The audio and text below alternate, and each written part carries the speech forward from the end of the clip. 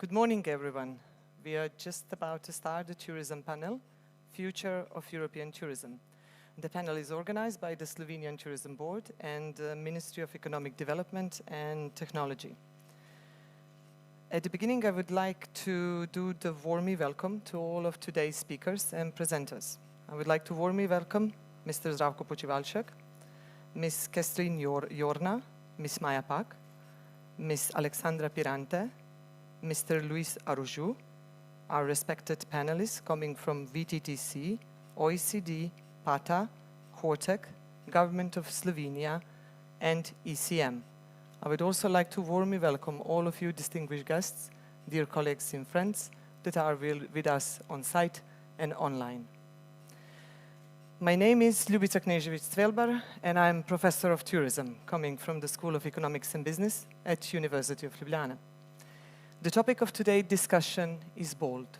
We are going to talk about the future of the EU tourism, and we are discussing a future in very uncertain times. I like to refer to tourism from March 2020 as a ride on a roller coaster. At one moment, you are at the top. You are fully booked. You are stretching all of your capacities and resources to facilitate the guest needs. And on the other moment, you are at the bottom. You have to close down your business. The overall contribution of tourism to GDP of Europe has halved from 2019 to 2020, from 10% to 5%. VTTC reported that 6.3 million of jobs in tourism were lost due to the pandemic. We should not forget that vulnerable groups, including females with lower qualifications and skills, and younger workers have been the most impacted. We are also facing an extensive brain drain from the industry today. Pandemic also warned us that we do not have a single tourism market in Europe.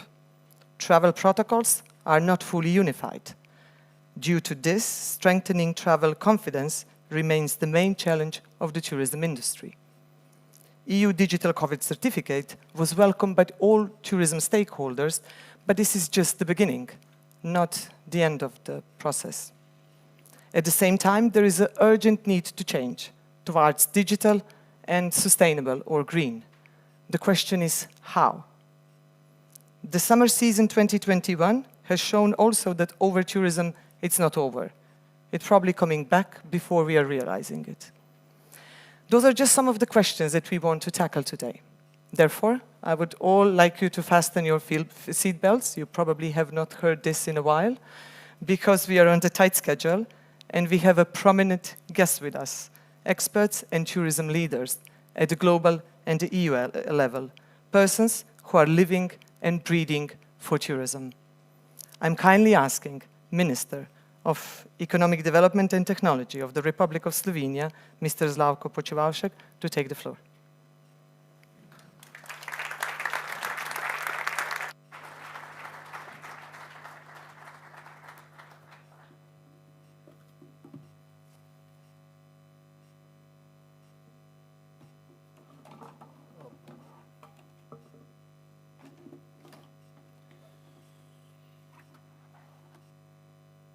Dear Ms. Jorna, I hope that we will connect with she in Brussels. Ms. Priante, dear Mr. Araujo, dear panelists, dear guests. I'm honored to have the opportunity to address you at the tourism panel. Tourism as an important part of our economy is crucial when we are discussing about the future of Europe. Thank you all for accepting our invitation and joining us today here in Bled, one of the most attractive tourist destinations in Europe, and I'm sure you have already seen why. I would like also to thank all of you for joining us virtually. I'm happy we are using the power of new technologies on every step of our lives. I'm looking forward to fruitful discussion during this day, and we will addressing the following challenges of European tourism with highly competent experts and representatives of the globally most important tourist organizations. They are deeply involved in the recovery and strengthening of the resilience of Europe as a tourist destination. In 2020, Europe faced the worst crisis in the history of tourism. According to Eurostat, Eurotourism dropped by 61% during the pandemic. Long-term recovery is expected. Furthermore, experts agree that tourism will never be the same.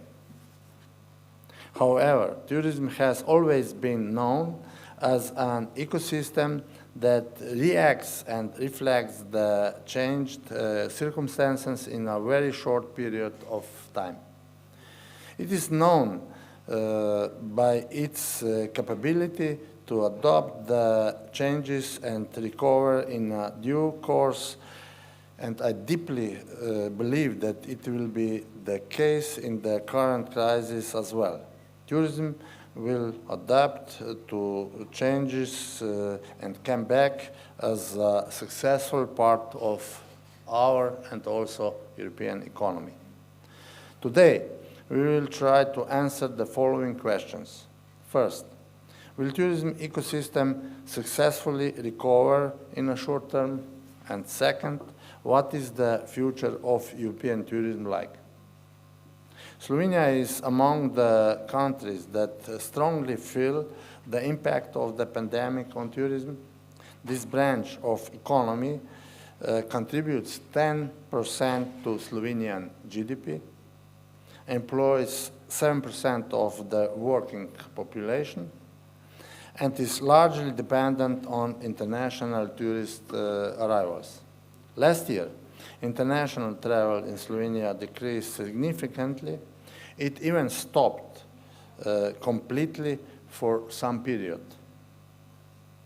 A 70% decrease in foreign tourist overnight stay was registered.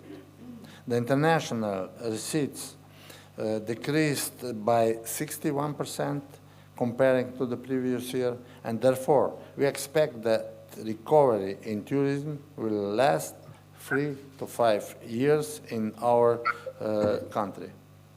The Slovenian government quickly responded to the coronavirus epidemic. We adopted some important measures in order to protect the national economy and tourism industry in times of crisis and to help in recovery. Tourism and hospitality industry has been involved to all measures within the framework of 8 packages of state aid to general industry. We adopt also a special law to aid to tourism and hospitality sector. The most popular measures with the tourism stakeholders were: first, paid waiting for work, part-time jobs, and introduction of tourist vouchers for all Slovenian residents. Slovenian Tourist Board supported governmental measures with a motivational campaign for the domestic market. It is entitled, "The Time is Now, My Slovenia." Together, we have managed to stimulate domestic tourism consumption. Last year, there was a 64% share of domestic overnight stays and 33% growth comparing to 2019. According to Eurostat, Slovenia saw the biggest rise in domestic tourism in 2020, yet this increase wasn't sufficient to balance the sharp drop in international tourism. Together with key partners, we have prepared a plan for the recovery and resilience of Slovenian tourism. We are aware that habits of tourism as well as demand will change significantly owing to health and safety reasons. Sustainable, green destinations with personalized service will be most interesting for guests. And in this context, we are certain that Slovenia has everything needed to become one of the most desired tourist destinations. It was our vision to become boutique destination for five-star experiences. We have invested a lot of energy, time, and knowledge into building a trustworthy brand, I Feel Slovenia. For past 7 years, we have been working on a green and sustainable guest-oriented tourism as an alternative to mass tourism. Due to COVID situation, we have upgraded our brand with new standards. One of them is responsible travel, which is marketed and responded by the new green safe sign. It marks and emphasizes high hygiene standards, protocols, and sustainable recommendations for tourism providers and destinations. I strongly believe recovery in this sense will be easier for Slovenian tourism. We will practically keep on doing what we do best. In the recent years, we have also taken tremendous steps in the advancement of gastronomy. Gourmets can find something to enjoy in all corners of our diverse country. Our efforts resulted in the fact that Slovenia was named the European Region of Gastronomy in 2021. This is why we are focusing heavily on culinary adventures this year. We also welcome the Green Digital Certificate, which has restored EU freedom for movement, and it has crucially contributed to travel and tourism in European Union. I believe that there should also be an agreement with third countries on mutual acceptance of COVID-19 certificate. Our priorities in tourism during holding the presidency of the EU Council until the end of the year are also linked to green and sustainable EU tourism, recovery of EU tourism in post-pandemic period, and preparation of new strategic guidelines for the period 2030-2050. Dear participants, we are looking forward to creating new successful stories and building a better future together with you. Not only for those employed in tourism, enthusiastic travelers, adventure seekers, businessmen, sectors that depend on tourism, but better future for all European citizens. Thank you for your attention, and I wish you a pleasant stay here and successful work today. I hope that we will find together some solutions for better future of tourism in the world. Thank you.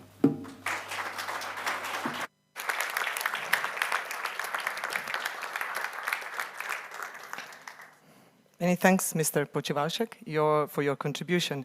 Your presentation actually really well showed that Slovenia may be a showcase for the other European member states on how to take bolder steps towards sustainable development of the tourism industry. I also have a great opportunity to host an extremely relevant speaker on this year's topic of Bled Strategic Forum, Mrs. Kristin Jorna, Director General of Directorate General for Internal Market, Industry, Entrepreneurship and SME. I hope that we have Mr. Jorna on our digital connection. Yes, we can see you, yes. Ms. Jorna, good morning. Can you hear us and see us? I can hear you and I can see you. The digital floor is yours. Thank you very much. Thank you very much. Dear Minister, dear Zdravko, and also ladies and gentlemen, I'm delighted to be with you this morning in digital format to discuss about the tourism ecosystem. The summer travel season in Europe has been ending on a cautiously optimistic note. If we compare last summer, and the preliminary evidence shows that there is a positive glimpse and a gradually normalization. So it's a good perspective for the industry and for the future. The overall business confidence in the tourism sector was at its lowest last year of all the industrial ecosystems, minus 55%. But we've made up for it. And today, the business indicator shows plus 15%. That's because you, all the actors, also take comfort in the development for the future.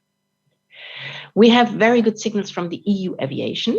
There were almost 73% more of flights, commercial flights in the EU in July 2021 compared to July last year. Although it's still 37% less than pre-pandemic. But I'm sure that this morning and your debates, the colleagues from the international organizations will share more granular data that confirm these trends.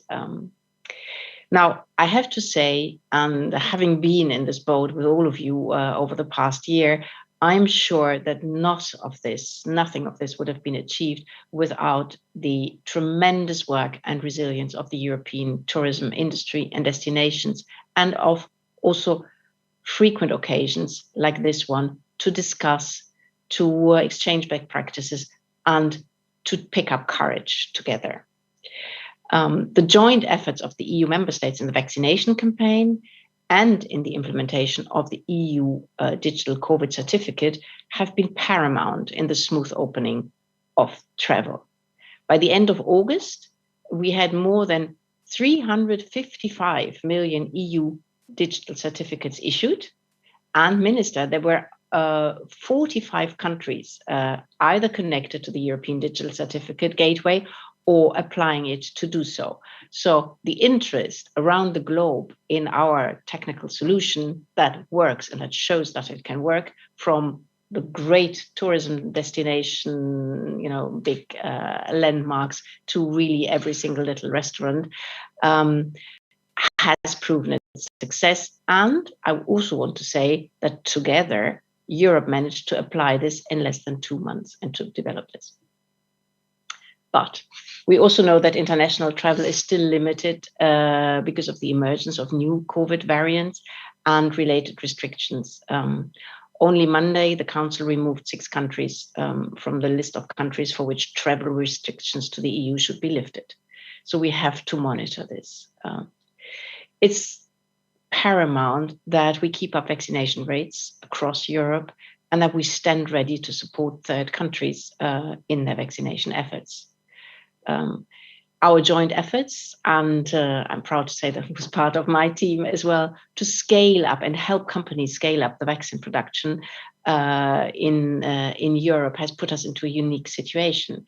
The EU is not only the world's largest vaccine producer, but we're also exporting, our companies are also exporting massively to third countries. Now, talking about the long-term perspective, the EU is assisting member states in rebuilding a resilient, sustainable, and digitally fit-for-purpose tourism ecosystem with a significant support through the EU recovery funds and a number of other financial tools. Just let me say a word on the EU recovery funds. They are already reaching member states. In July, the Council approved the national recovery and resilience plans for 16 countries, allowing the member states to sign the agreements, the loan and grant agreements, and to get 13% pre-financing. As many as of you are probably aware, also the Commission launched a co-creation process to design the tourism transition pathway specifically. What we want to do is to define together with all the stakeholders a roadmap for the industry and destinations a blueprint of European tourism that is greener, fit for the digital age, and ultimately more resilient and more competitive. We published a Commission staff working document in June, and we proposed possible scenarios and concrete actions to transform the tourism ecosystem. This is a consultation paper. We hope it will spark a constructive discussion among stakeholders and help us gather concrete proposals for the transition of EU tourism. We also invited stakeholders to provide feedback in the proposed scenarios through an online consultation, which is open until 15 September. Now, if you haven't contributed yet, already quite a lot of organizations contributed, but if you haven't yet, let me make a couple of arguments why it's worthwhile. And I'm sure the discussions that you have today will also help you and inspire for contributions. So I'd like to mention the key elements proposed in this transition scenarios consultation document. First is on the green transition. It should lead to reduced environmental impact of tourism, make the environment credentials of tourism services visible and comparable for tourism. And the minister just made a very interesting example about the standards, and we're also developing a number of standards at the European level. The digital transition should prepare all of the tourism actors for the current and future challenges. This will require digitalization of SMEs and destinations, but also the skills for the people working in that ecosystem. The digital transition should be guided by the digital compass and the SME strategy at European level, so that's important frameworks. And actions supporting green and digital transition would directly contribute to improved resilience of the tourism ecosystem.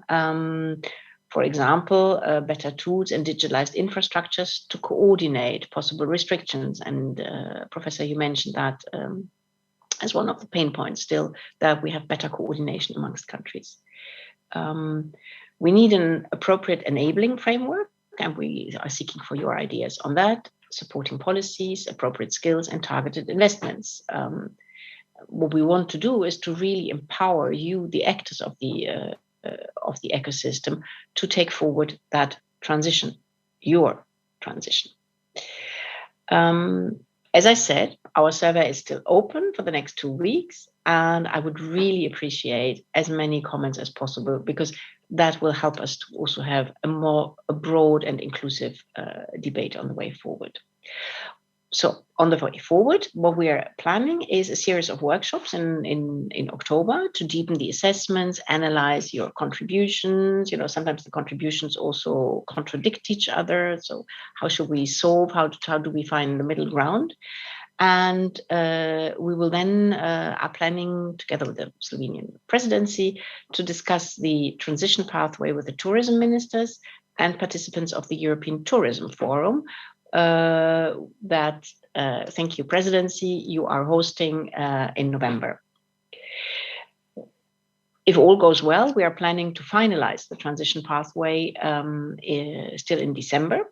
And what we want is to have this pathway as a basis for a multi-annual engagement of the Council. Such a shared EU agenda for tourism, specifying targets, actions, and commitments, would stabilize the course of the transition and the recovery, and would guarantee continuity and predictability also for your investments in this sector. Of course, like the minister said, we can only achieve this together. We need the involvement of the member states, of the destinations, of all of you, the actors of the tourism ecosystem. I'm sure we can make it happen together, and I wish you very fruitful discussions today. Thank you very much.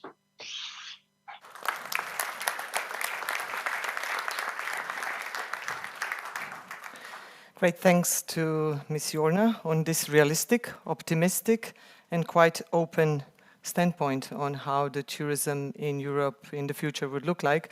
I think that we're all glad to hear that European Commission as executive power is thinking about tourism, but we will be tackling this further on in our discussion.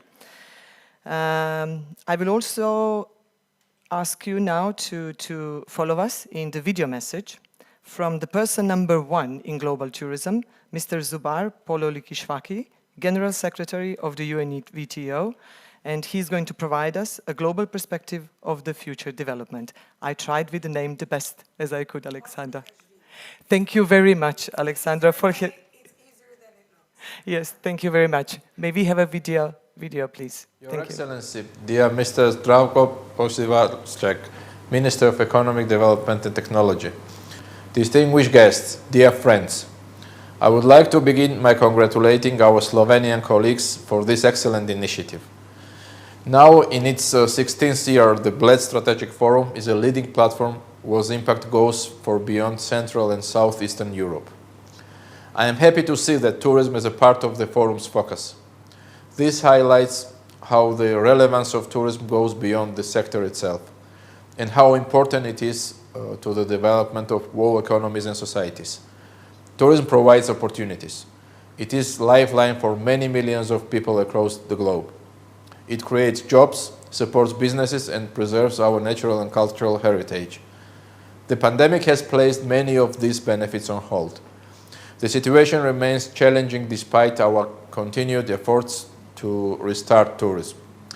To fill the void created in national and global economies and to ensure a lasting recovery, we must act immediately and decisively.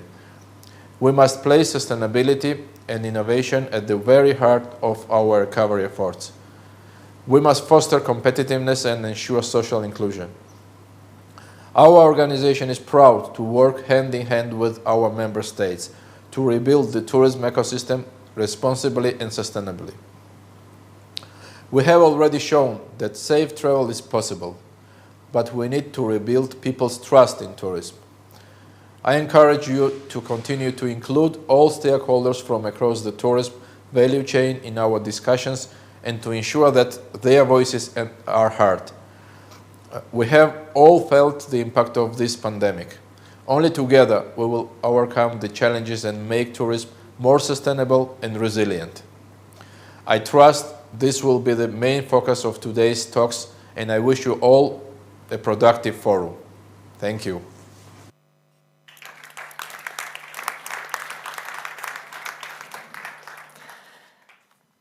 I would also like now to invite Ms. Maja Pak, the director of the Slovenian Tourism Board, an organization that is dedicated and devoted to sustainable development and promotion in Slovenia, to take a floor and have a speech on tourism development in Slovenia. Thank you, Maja.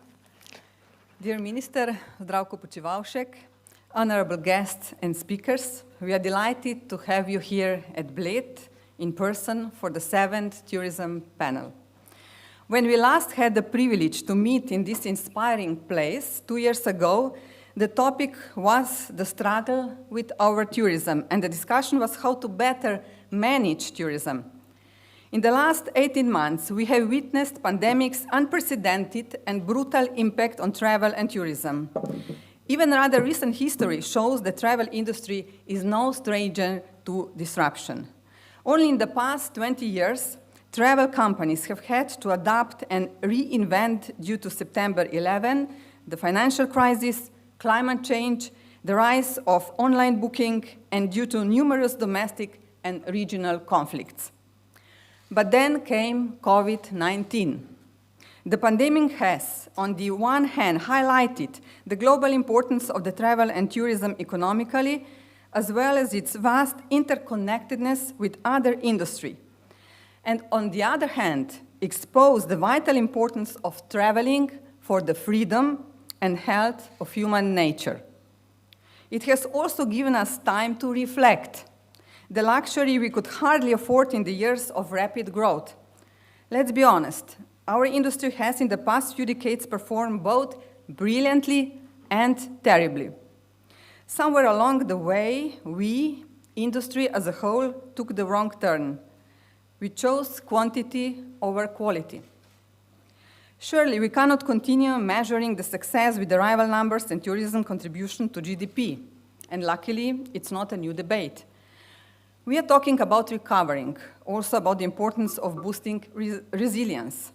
And I'm confident to claim that there is a general consensus among countries, destinations, and tourism businesses that the industry must build back better, or rather build forward. Yes, easy to agree, but at the same time, as consumer confidence rises, we are projecting when visitor numbers will get back to the year 2019. To business as usual?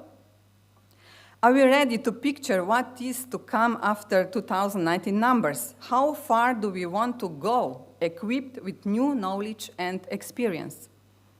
Let's not forget that it's not just our industry in distress. We have forced the whole planet into distress, into a climate emergency. Climate scientists have long predicted extreme weather will become more intense as a result of industrial activity, dirty energy, deforestation, and so on. But recent records of heat and rain salvaging across Europe and the world should really make us ask ourselves, what if we went so far that the course would become irreversible and damage irreparable? That we force the planet into the same kind of global shock as COVID-19 has caused to humanity and economy across the globe, or even bigger. So now is the time not only to ask the hard questions, but to get consensus on the right answers. How do we see the future of tourism in Europe? Should we keep doing things the way we did before? What needs to be done to emerge from the crisis better, more sustainable, more ethical, more responsible, more empowered and less selfish and more united? This is the moment when individual collective action should reach a critical change to enable structural change. In Slovenia, we started to ask these questions some years ago already, before being overwhelmed by high growth that we knew could not be sustainable in the long run. Determined to become a green boutique destination, we developed concrete tools to tackle these issues. With our green scheme of Slovenian tourism, we managed to get all our key stakeholders on board in our efforts to develop Slovenian tourism in a sustainable way, hand in hand with local communities and residents. I'm happy to follow very responsible and ambitious steps more and more European countries are taking to develop tourism in a more sustainable way, like Portugal and some other countries. But in the globalized world, individual efforts are not enough. We as Europe must work together to rethink all aspects of managing and marketing tourism. And let me briefly sum up 7 key challenges we need to address. First of all, let's do some new mathematics. Due to all this distress and changes, we as society have to come up with a paradigm shift in how we want to live on the planet. We need to consider economic priorities and the new criteria of well-being in our society. Tourism desperately needs new performance metrics if we want to transform into more environmentally and socially sustainable, climate-smart and fair industry. So, can we declare the emergency on this? Second, we can't do it alone. There is an urgent need for the power of the collective. I believe there is no other industry that is so complex, so interdependent, with so many conflicting interests. It can only function to its best and in the long run if the interests and strategies of the national governments, municipalities, tourism boards, airports, hotels, and last but not least, the residents are aligned. And this is, in my belief, the biggest challenge. So can we talk openly to align those conflicting interests? Third, we need to make room for the negotiation for the most important stakeholders, the local community on the one hand, and people working in the industry on the other. In the years of appealing growth, we have somehow missed measuring success according to locals' attitude and sentiments about tourism. We have mostly focused on the revenues and tourist satisfaction. And pandemics has virtually overnight taken tens of millions of jobs, turning these people to other, less fragile and often better paying jobs. So are we ready to address these pressing issues? Fourth, Sustainable tourism needs to be the new norm. The travel and tourism industry is becoming more and more sustainable, but there is still a long way to go. Companies, destinations, travelers need to be more aware of and held accountable for our impact. We need a clear and binding roadmap for sustainable transition of the industry. This means investments in sustainable infrastructure, development of more sustainable business models, sustainability standards, and allocating funding only towards sustainable solutions. Future needs to be greener and smarter. So, can we agree on sustainable performance metrics to be the catalysts for all we do? Fifth, we need to rethink the roles of destination management organizations and give them the mandate to perform. In a changing and unstable tourism environment, DMO's job has become the most complex and important tourism job. It's not only about the shift from marketing to management, but taking this a step further. DMO, as a director of an orchestra composed of a complex and delicate mix of stakeholders, each with different interests. So can we take on the role of stewardship of our places? Sixth, change is the only constant. Some businesses have already responded to the pandemic by restructuring for greater efficiency and come up with new, better business models. Others are still struggling to survive. COVID-19 has brought a significant change in the lifestyle of hundreds of millions of people across the globe, and travel priorities have changed dramatically. Recovery will be uneven, with most dramatic consequences for airlines and business travel. We all need to focus on sustaining the short-term survival of the industry and adapt to find opportunities for better and stronger tourism in a new normality. So can we embrace adaptability, as it just might be the most important skill in the new normality? And last but not least, let's build together forward. There is the urgent need for joint and coordinated European policies regarding travel and health restrictions in short term. And there is the need for the cooperation at reinventing European tourism for the future, to make it better, to make it stronger. So can Europe set an example to other regions of the world? These are the topics and questions that we will tackle today with our distinguished guests. So I'm looking forward to the debate and conclusions. Do I believe that travel will rebound from this crisis? I believe it will, but only if we make it better. Thank you so much.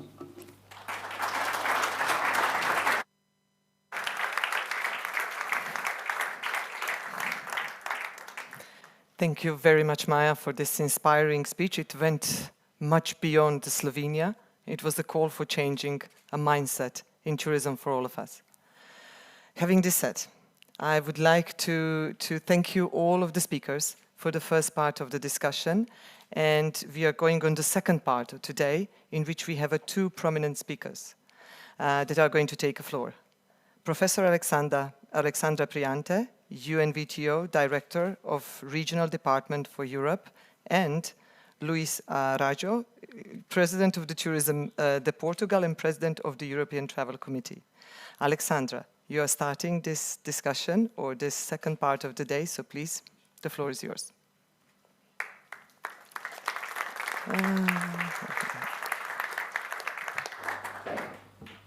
Thank you very much, and good morning to all. Buongiorno. Thank you very much, Minister, Secretary of State, Maja, Luis. It was a great pleasure to share the stage with you. I think it's part of, maybe we should start putting it in our contract of participation to conferences. Either we come together or we don't. Thank you very much, Slovenia, for having invited us to this fantastic forum. It is dramatically important that in these times we send messages. And we feel that the tourism industry, the tourism sector, the governments of the nations need to send messages. when we organize these meetings and we bring you all together in total safety, wearing your mask, having everything under absolute control, having testing facilities, we are making a very strong statement, and we're saying that we're absolutely able to continue doing stuff. We're not stopping, and actually maybe we're using this moment to do things better. Now, I would like to, this is part of the things that I was asked to do as Director of Europe of UNWTO, which is the United Nations Agency for Global Tourism, but not just tourism. Responsible, universally accessible, and sustainable. We have a strong mandate, which is to actually bring tourism into the Agenda 2030 and the SDGs. So we are mediating between the bigger objectives and try to convince, especially the governments of our member states and beyond, that tourism is a driving force, not just for economic growth, but also for social inclusion and for absolute restart and reactivation of this engine which we call world. Well, from now on, I think we should start including the stars, as some people want to do sort of, spatial tourism, but I think that's a little bit too early to plan at the moment. Nevertheless, having said this, I need to bring all of us back to the ground, and we have to be a little bit brutal here and share some minuses and share some data, because it was already said before by various sides, and thank you, Maya, I really appreciated your presentation, as if we were somehow connected without even talking. But data is definitely, now more than ever, absolutely fundamental in understanding what's going on. And not just because we need to use it, for example, at a European level, to go to the European institutions and say, we need a little bit more money. But this is important for us to understand how crucial tourism is for all of us. So, if you allow me, I was told I had 20 minutes, but I promise you that my presentation is going to be as long. It's not going to be as long as the 20 minutes, because I would very much prefer to leave you the numbers for your own reflection, and then, continue definitely the discussion with such distinguished speakers. So, we're about to release our barometer now at the end of September, so I am not bringing you the freshest data. Nevertheless, we are continuously monitoring, and I can tell you we're not really detaching ourselves, unfortunately, from this dramatic Polaroid that I'm giving you. Basically, we are still running on a more than minus 80% of international tourism arrivals. Because it is true that, and this is compared to 2019, and compared to last year, it's minus 65, which means we've done a little bit better, but we're absolutely at no point out of it. Now, why is this slide important? Because this slide should remind us we are here under the presidency of Slovenia, of the Council of the European Union. We are here to talk about the future of European tourism. Even though I personally, in UNWTO, am in charge of Europe, which of course in our case is a larger Europe, I would like to remind us all that tourism is global. That in 2019, we had absolutely no boundaries. So in 2019, we were discussing how many Chinese do we want in our countries, okay? So we were discussing, okay, I need to get the Koreans. Can you kindly share some tips with me? Because, and now, international, transnational, out of Europe, tourists are really a very minor part. And this is one of the major problems that we absolutely need to overcome. For as much as we're doing, for as much as we're growing, for as much as we're getting better, we are not self-sufficient. In 2019, Europe was the #1 destination for the whole world. 51% of international arrivals were actually reaching Europe. And we're nowhere near that. And we know that we cannot do it ourselves. Okay, so let's keep this in mind, because this is very crucial for the challenges that we have. Maya, I don't have 7 points, I only have 4, you'll see it. But, I think we're very much aligned, even though I much prefer the number 7. So what is this in terms of impact? This is our global official data. We're talking about over 120 million direct tourism jobs. Now, we all know the difference between direct and indirect. And for me to have the Kirsten Lorna to be with us today saying the things she said is an absolute achievement. Because out of all the bad things that have happened, we did manage to get the Commission's attention, finally, on the fact that tourism is absolutely fundamental. And when I say Commission, I also talk Ursula von der Leyen, the President herself. And everybody we have with us, and you will see, as UNWTO developed a strong relation, never before, with at least 6 commissioners. And we have the Vice President of the European Commission, Margaritis Schinas, who's holding our hand in this path.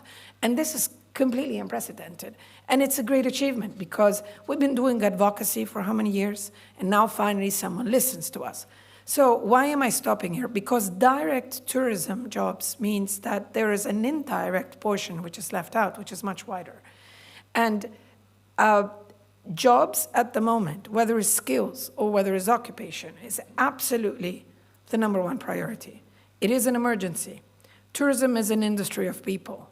And without people, we're nothing. So if we continue in this sort of not very pleasant, obviously, overlook, the impacts of GDP lost goes in the ranges of trillions. When we lose trillions of tourism receipts, we lose a lot. And to give you an idea of trillions, if we talk about 1 trillion, 2 trillion, 3 trillions, we're talking about the GDP of the most developed nations in the world. We're talking about the GDP of the G20 countries. Italy has I think, 3 trillion GDP. I mean, or other countries, Slovenia is definitely less than that.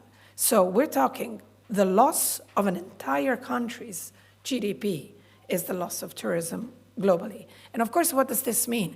If we have less money from tourism, we have less money to invest in all the things that we started to do when all this started, which is to support the lifelines of the small islands and development states, to invest in the conservation of nature, of cultural heritage, of patrimony. We were making the step forward. We were all talking to each other saying, okay, this is great, numbers are great, but we have to really improve because we have to start being very sustainable, so we have to start making sacrifices. Little did we know that the universe took us, for real, and we had made a huge sacrifice because we stopped everything. So lately we've done a very interesting report together with UNCTAD, which is also stressing the economic consequence of COVID-19 on tourism. And you can see that the economic loss in 2021 is estimated to reach $2.4 trillion. And this is really very much. What did the UNWTO do from the beginning? We did, first of all, we stopped and we said, what's happening now? Because we're global tourism.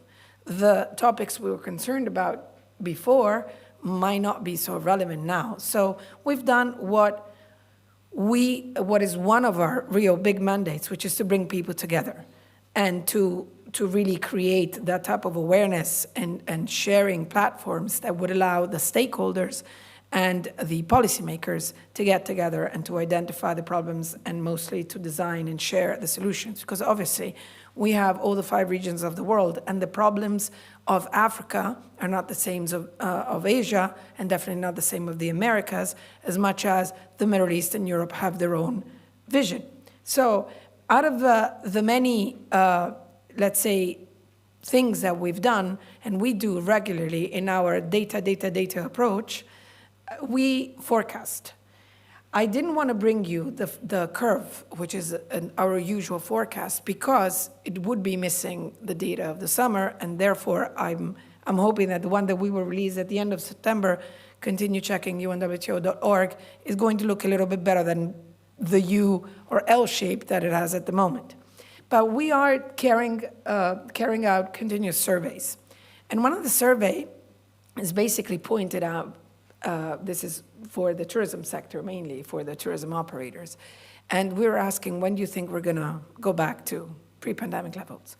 And we all agree that nothing is looking as closer as 2024. So we are definitely, we have to be optimistic, like Ms. Lorna, but we're also very aware of the fact that it's going to take time. Why is it going to take time? Well, because this has to be a lesson learned. We cannot get out of this situation going back to normal. I was reading some articles of people saying the prices of the hotels have increased and occupations level are still not complete and stuff. Looking for the break even is important, but it's not the way out. Breaking even is something that matters in the long run. And so we have to start thinking that if we don't do things right, and if we don't take this lesson learned and start implementing solutions that would definitely change the face of tourism, we've lost. And if we lose now, I'm sorry to be dramatic, it's going to be very difficult to lift our head up again. And that's why it was very correctly pointed out, we need examples. We need points of reference. And I would like to leave you. I said I will conclude my presentation just by going very briefly through things that are going to be available for you afterwards. But I would really like to set the ground with 4 core issues for now, at the moment, for us at UNWTO, but we believe for the whole of the tourism industry at a global level. Jobs and skills. I'm not going to repeat myself. This is really the most important thing. Shortage, lack of preparation skills, which for us is also linked to education, and continuously work on making people understand that working in tourism is not a second job or like the job that you do because you don't want to do anything else. Working in tourism is sort of close to a mission, and it's incredibly passionate, but it's probably one of the most beautiful jobs in the world because you get to work in your own country doing something good for your own country. So I was having a fantastic dinner in Hotel Bled just 2 days ago, and there was a very professional young man who was our waiter, and he said, "I'm your waiter." I said, "You're not a waiter. You're the ambassador of your nation's gastronomy and wine," because every time he was bringing his dish, the dish and the wine, he was explaining to us everything. We need people like that. These are the people that make the difference, because as I said before, tourism is an industry of emotions, an industry of people. Second fundamental element, and this scales up to what we do and what we have to continue doing. Coordination and collaboration. It was said, protocols, even within Europe, sometimes don't even work. They're not mutually recognized. This is an issue because domestic tourism, nearby territories, now became definitely a great chance. It is not really a complete choice because, of course, it's a choice because many other things are limited. But we need to think that we need to share protocols with the rest of the world. We need to have the rest of the world aligned so we can go back to traveling the way we used to. Whether we're using different means of transportation doesn't matter. But we need to keep that coordination and collaboration high up on the agenda and continue pushing for governments all over the world and higher up institutions to actually do that. Third point, programming and managing. We cannot enter. We have no more excuses. Tourism is about programming. Now, this summer, we've all experienced, everything was last minute. Everything was decided the last week. People were making choices 3 days before going on holiday. Okay, it's good, but this is not tourism. Tourism is about deciding what you're going to do with your destination in 2025. And in order for you to do that, we need to make the effort to say that, who am I? What do I want? Would you guys have just literally anybody come into your house? I'm sure not.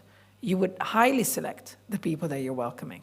And you would decide to change maybe, but you're probably going to pick the people that you know are going to appreciate your house. So this has to be exactly the same approach.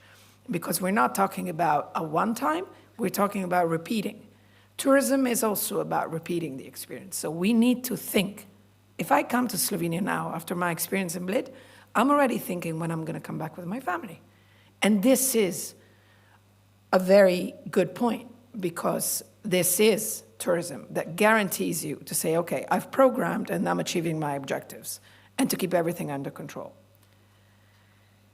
Last one, sustainability, sustainability, sustainability.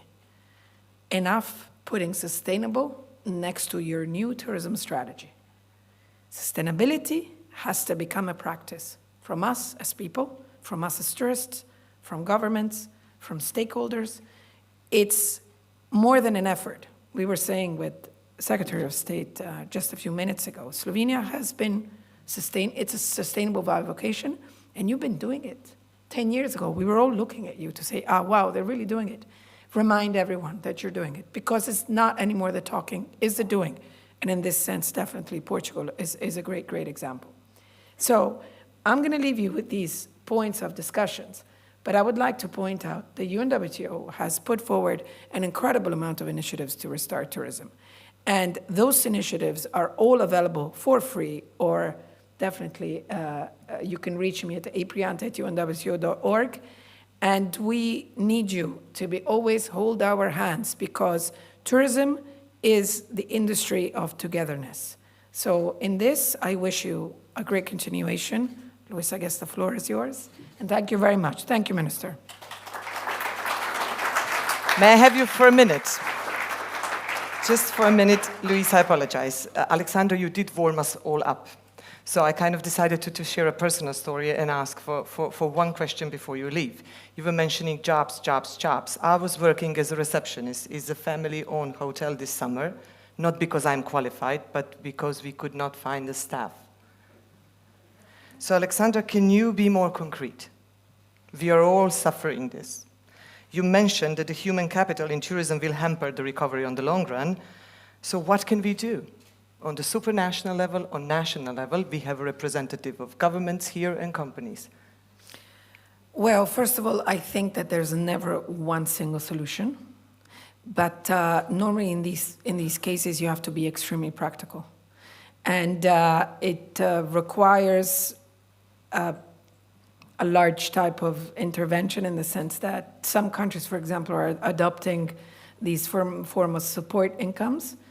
But we are now in a situation where we have to regain trust. Regain trust in ourselves, regain trust in tourism. To regain trust in tourism also as a job opportunity, we really have to make an effort, which is a very profound effort. When you are sort of locked at home and somebody keeps you at home and you find your way, even though you don't want to, but you find your way because surviving is in the instinct of the human beings.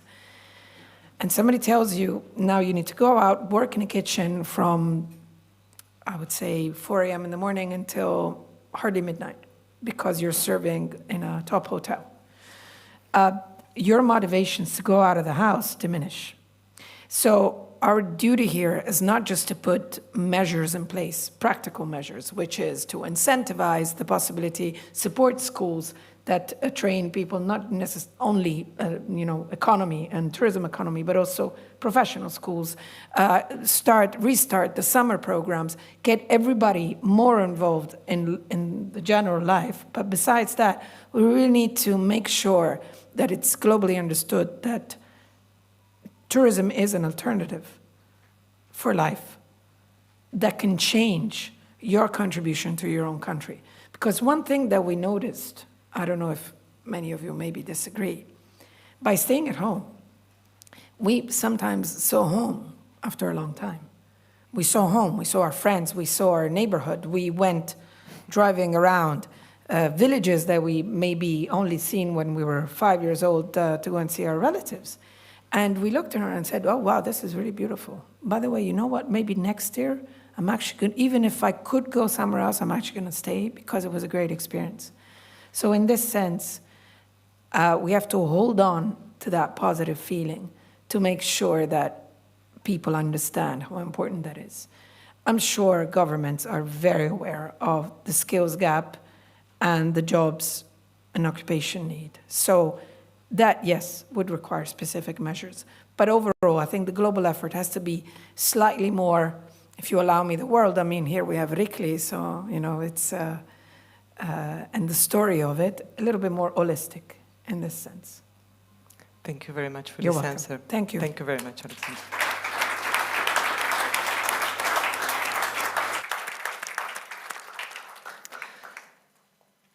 Now I'm kindly asking Luis Araujo.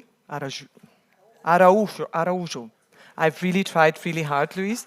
to take the floor and provide us with the insight on the future of the European tourism. Thank you, Luis.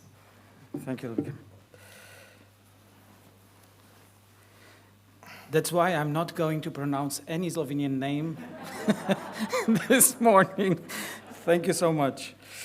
Well, dear Minister and dear Secretary of State, thank you so much for the invitation and congratulations on the organization of this forum. I think today and now more than ever, it's important to discuss things, but live.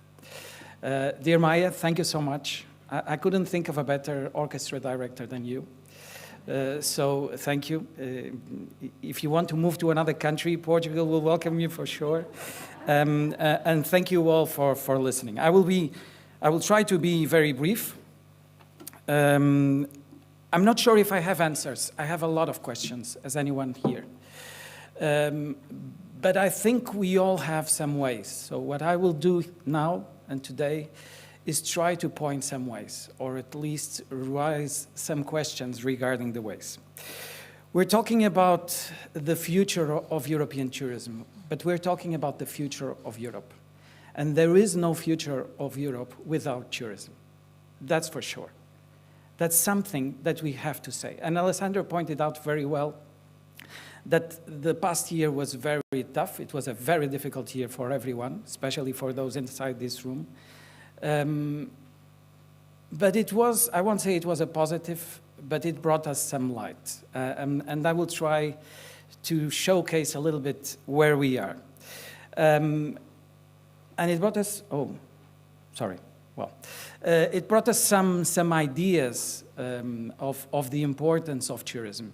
And it has to do with the GDP in our countries, with the growth that we're seeing in our countries, thanks to the travel industry, the intersection of cultures and the exchange of cultures between our countries, all this is positive.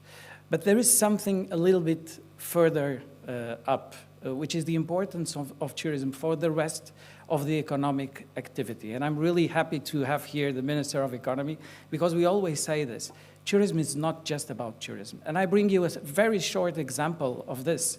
This is the correlation of guests from the USA and Brazil in Portugal and the exports in wine.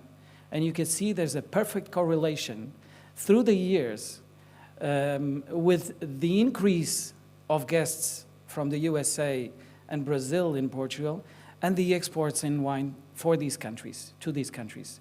So this is important, and sometimes we lack this ability of thinking that we're not just the ones inside this room, we're a much bigger group than this. Europe and tourism. I only have 6 points, and then I'll make a discussion on the 7th. The 7th is a little bit bigger. Europe and tourism. In fact, this year was a very positive one, as Alessandra very well said. And it's very difficult to be here speaking after Alessandra, because she's very passionate. For the first time, the European institutions, our governments, started looking at tourism in a real way, in a positive way. And that's why we have this. In 2 months, the COVID digital certificate was launched. A European Union guide on tourism funding was launched, and I recommend everyone, it was launched by the Commission. I recommend everyone to visit, especially from the industry. We will have a EU tourism info dashboard with all the information regarding tourism as a whole in Europe, but more. Tourism was elected one of the 14 industrial ecosystems of Europe, recognized as a sector in need of a transition pathway for a more resilient tourism. And finally, and we hope we will have during the Slovenian presidency, the EU Tourism Agenda 2030-2050 and its transversatility with other EU policies.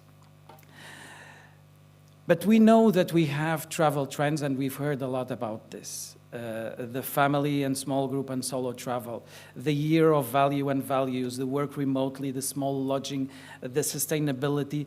These are all travel trends that will stay with us for sure for the next few years. For the immediate term, what we have is that Europeans want to travel. 70% of Europeans want to travel this year, and most of them want to travel inside Europe. Second, health protocols are fundamental. 2/3 of the people need health protocols in place in the destinations where they want to go. And finally, Europeans for the next semester are looking for sun and beach and city breaks. Yes, city breaks. Cities are suffering all across Europe. So there is an opportunity, there is a huge opportunity. So what's missing? What's missing now is that we think of the future as it is. And we focus not only on, on these problems, but how can we adjust? How can we adapt? How can we finally say that there is no Europe without tourism, and that tourism sector needs the European efforts? This is the fundamental question. And, okay, this is challenging, because this wasn't supposed to be like this, but I'll try. Trust me, it was formatted, it was okay. It has to do the importance of tourism, and we have bigger challenges in the future. Brexit is a challenge for every country in Europe, and at the end of this year we will have changes. Time is a challenge, urgency is a challenge. We need decisions right now. A day that passes is a day that tourism loses, but it's a day that the health system wins. And we need to find the balance between one and the other, build a bridge between one and the other. The values of the European Union are at stake right now. And when we talk about values, yesterday I went to see which are the values of the European Union. And I'm proud to say Google told me yesterday that we had human dignity, democracy, equality, rule of law, human rights, and mobility. Mobility. This is a value of Europe. We have never seen mobility so damaged as this past year. And we have to do something about this. We have the tools in our hands to do something. It's an international decision, it's a national decision, but it's also a travel and tourism industry decision, and we have to help on this subject. Mobility, freedom of movement is not just giving citizens the right to move to another country or to move freely inside Europe. It's also the right to welcome other people in our own country. And this has been put in jeopardy over the past year. This is fundamental. How do we do this? Well, tourism is the answer, and I have to say, but we need to work harder between ourselves too. And we need to show Europe that we can be the answer. And we can be the answer based on one simple thing. Tourism is a force for good in the world. It has to be a force for good, to protect the planet, to protect our society, to protect the values of the European Union.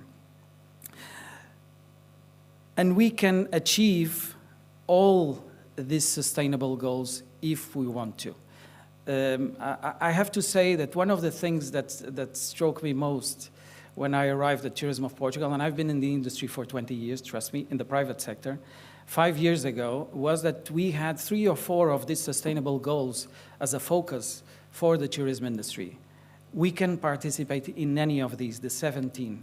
And I think when we look at benchmark and an example to the world, Slovenia is an example in terms of sustainability. And I think this benchmark, and to answer a little bit what Alessandra was saying, the lessons that Europe has to give to the world, this is a wonderful lesson. And this has to be benchmarked as a lesson for the rest of the world.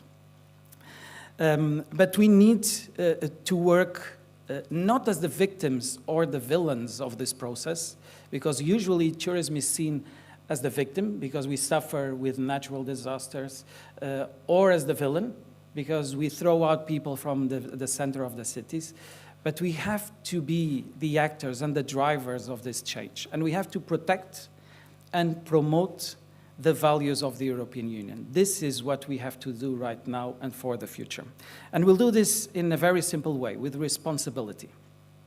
And when we talk about responsibility, we talk basically of four things. Diversity. Tourism is based on diversity. This is the sector that welcomes everyone, that accepts everyone in our country, and gives them the best experience. So why is it that we have more than 50% of our workforce are women, only 20% are C-level executives, and only 5% of the CEOs of tourism companies are women? This is fundamental. And now I have a lady there saying, I have only 5 minutes, so I'm going to finish. This is fundamental, and we have to think about this, how to implement these changes in our own businesses, in our own countries, inside Europe. The second one has to do with mobility. We all know it's a very delicate subject. We have to reactivate our industry based on mobility, inside the European market, but outside too. And we need changes on this. I'm going to talk a little bit further. We need inclusion. We were talking about workforce. The other day, I saw the difference between diversity and inclusion. Diversity is inviting someone to the party. Inclusion is inviting that same person to dance. And we're forgetting to invite many people that work in the sector to dance, especially the labor force that we're lacking so much. We're inviting them to be a part on this. And the fourth, cooperation, that we have always talked, and that has been so much talk here.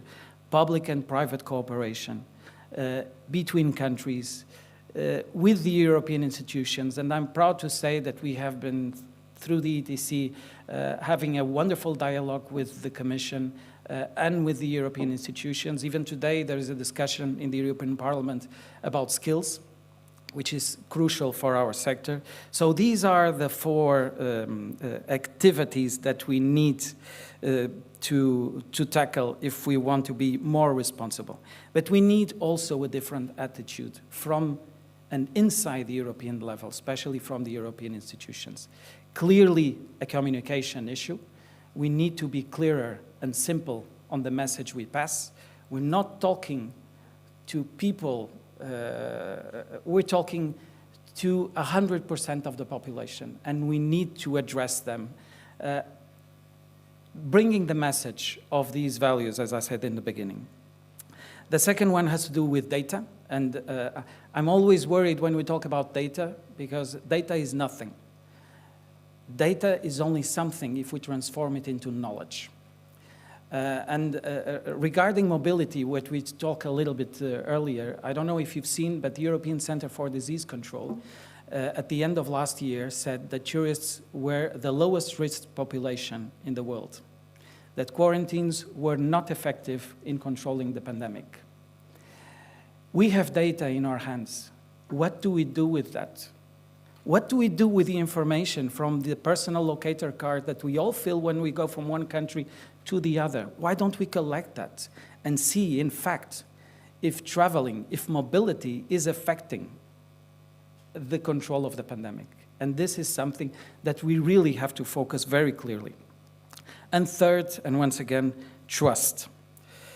Simplification, gathering everyone, bringing other people to our sector, and showing them they can thrive and they can have their own business in tourism and travel industry. We always say that if we need a better planet, if we need a better Europe, we need a better tourism. This is something that is very clear, and we're all doing our stake, but there is still a way to go and something that we're missing. This is a people industry. We forget that any decision, any comment that we do is based on peoples. And most important, on this, 450 million inhabitants and 700 million visitors. This is what Europe gets yearly, or at least in 2019. And the importance of this is that we have to be the role model for the world. And I agree with Maya, with everyone. We have to change our targets. We have to change our perception of development. And I'm going to leave you with a small video, but first with this sentence from Mujica, which is the former president of Uruguay. Development cannot go against happiness, against human happiness. Maybe this should be the key performance indicator for the future for Europe. I'm sure if we would address this as it is, it would be much more efficient than we've been so far, and development would be in favor of everyone and not just a few. I will leave you with a video, and this is a message to all of you, but especially to Europe. It's time to and the go. world. Time to quench your thirst, to live. Time to shake and make. Time to head back on the road, our way. A freedom feast, fold the mist. It's time to go. It's time to speed up the pulse, intensify the beat. To get together, meet and greet. It's time to go. Time to lift off and cruise. It's showtime. Turn on the lights and hit the stage. To exhale. It's time to go. It's time for legends, a bright era. Time for the skilled to be raw, to make way for the stubborn adventurers, the ones who outline frontiers and narrow the gaps. It's time to go. Time to leave a mark, an exclamation one. Time to roam and ramble on, eyes on fire. Time to stand out and be courage. It's time to inspire.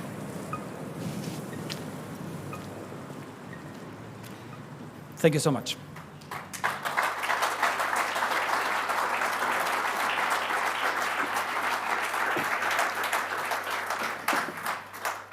Luis, thank you very much for this inspiring presentation. Yesterday over the dinner, you told me that I may ask any question. That was not maybe the right strategy, but Even I'm confidential sure, one. but I'm sure you are the right person to answer the two questions that we actually have. And they are going to tackle mobility and inclusion. We all see the elephant in the room. And we have a single market in the EU, as I talked at the beginning, but what about a single tourism market? What has to be done to unify travel protocols and enable free mobility within the member states and between member states and the third countries, including the overseas markets? Can you just openly share with us your standpoints on this one? Openly? Yeah. More Well. openly? I would yesterday the mayor of Bled said something that was really, well, the speech was very inspiring, but he said something that was, it's true. It's about us. It's not about, and I'm sorry, I'm terribly sorry, I shouldn't say this here, but it's not about governments, it's not about politics, it's not about institutions, it's about us. And we need to give the tools for the decision makers, in this case, to understand that this is important. And we have the tools in our hand. So I think when we talk about single market, I couldn't think of a better single market than tourism single market. Because we move freely, or we used to any other country. We learned a lot with the experiences we saw in other countries. Maybe there is a lack of communication between parts of Europe. There is a lack of knowledge, and we need to improve that, and I think we should address that very clearly. But we will never win if we don't share our experiences, if we don't take this data and transform it into knowledge and apply that. We cannot keep putting or classifying countries by the color of their situation just because it was made a year ago. Things change. Vaccination process moved on. That's why when I say it's urgent, it is urgent, and we need decisions to be taken very shortly and very quickly. Thank you very much. I would have another question just on engagement, and actually one of the topics that is tackling the whole forum are migrations. Yep. And we are not opening them in tourism, so we may expect more migrant crisis in the future. Yes. This is not, we have pandemic now, but the crises are to come. They will impact Mediterranean countries for sure, because they are exposed and also tourism very intensive. Mm-hmm. But I'm going to reverse the question, and with this I promise I'm finalizing. Can we use tourism to help solve the migration crisis in the future? We have to. And I'm glad, because usually the question is asked on the opposite side. It's asked, will migration be a damage to tourism? And I say, tourism is the answer to migration. We've just talked, we have to join the pieces. We're talking about lack of handwork, of labor, and we have so many migrants that want to come. We've developed a program in Portugal, sorry, I have to speak about Portugal, which is training for refugees. We had more than 170 refugees trained by our tourism schools. Most of them open restaurants, and I have to say the best Syrian restaurant in Lisbon is from 5 of these refugees. This is what we have to do in a European level. Mm. And this, we can do it together, collectively, governments and private sector. So even here is a huge opportunity for cooperation to tackle one problem. Thank you very much. Thank you for those great answers and great discussion. Thank you very much.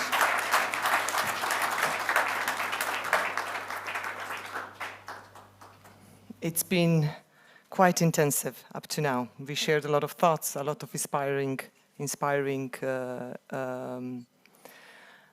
thoughts, yes, and we are continuing with our panel today. The panel will be hybrid as well.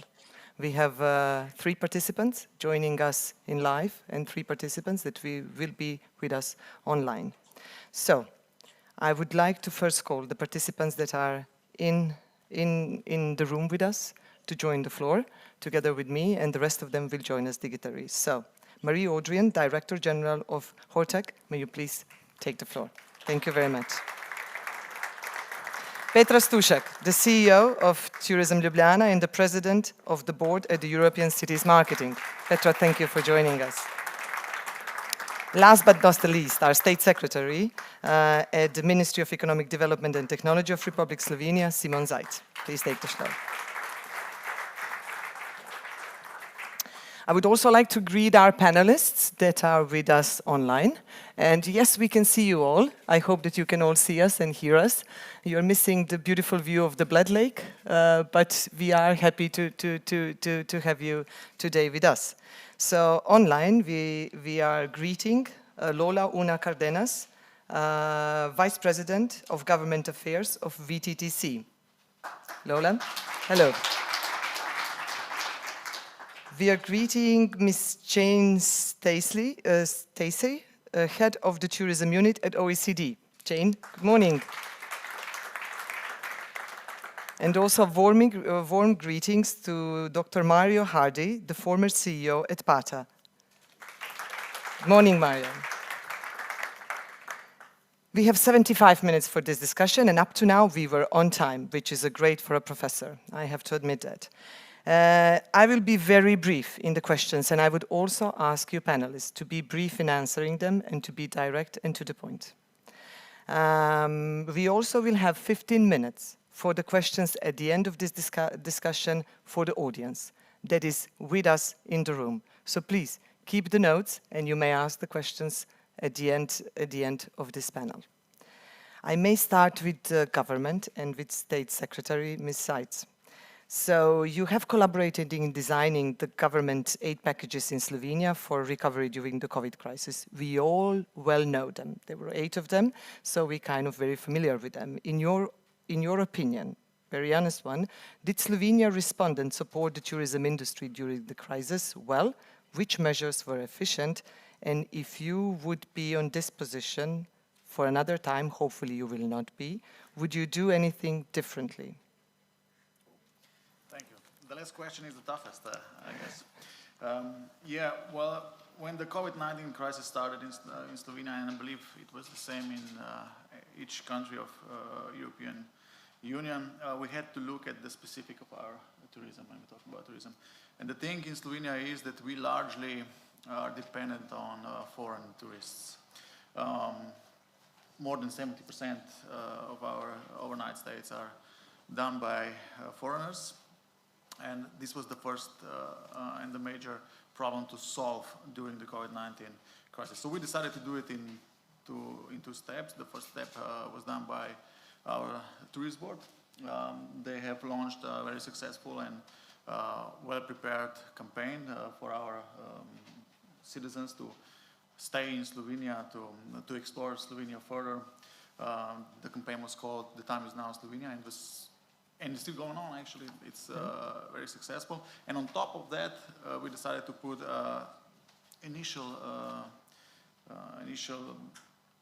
effort in the form of vouchers for each and every citizen of Slovenia, resident, that could be used in the tourism sector. This measure was really effective, even so that we decided to redo it this year, but in a wider spectrum also for sports and culture. And this is, I believe, this approach was quite successful. Of course, the rest of the measures were done also for the rest of the economy. But the tourism is so specific, and it was hit the most that we decided not to only have the 8 packages, we decided to do another one, especially and only for the tourism. Also, we included sports, culture. We also included, for example, the craft beer makers, because as was said today many times, the tourism is so wide, so many different industries depend on it, and this was obvious in this crisis. So how important it is to have a well-functioning, well-running tourism sector. So we decided to help them additionally this year. The second thing that was pointed out to be the biggest problem, because those measures were, I think that we can all agree in Slovenia, they were effective and they were, let's say, on time. Some of them could be adapted earlier, but basically we did a good job. But the second problem that was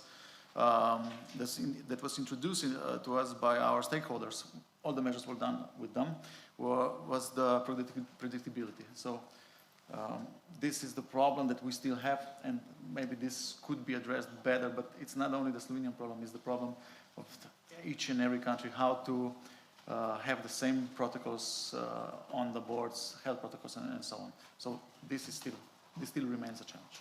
Thank you very much. I would also now like to ask Ms. Stacy from the OECD.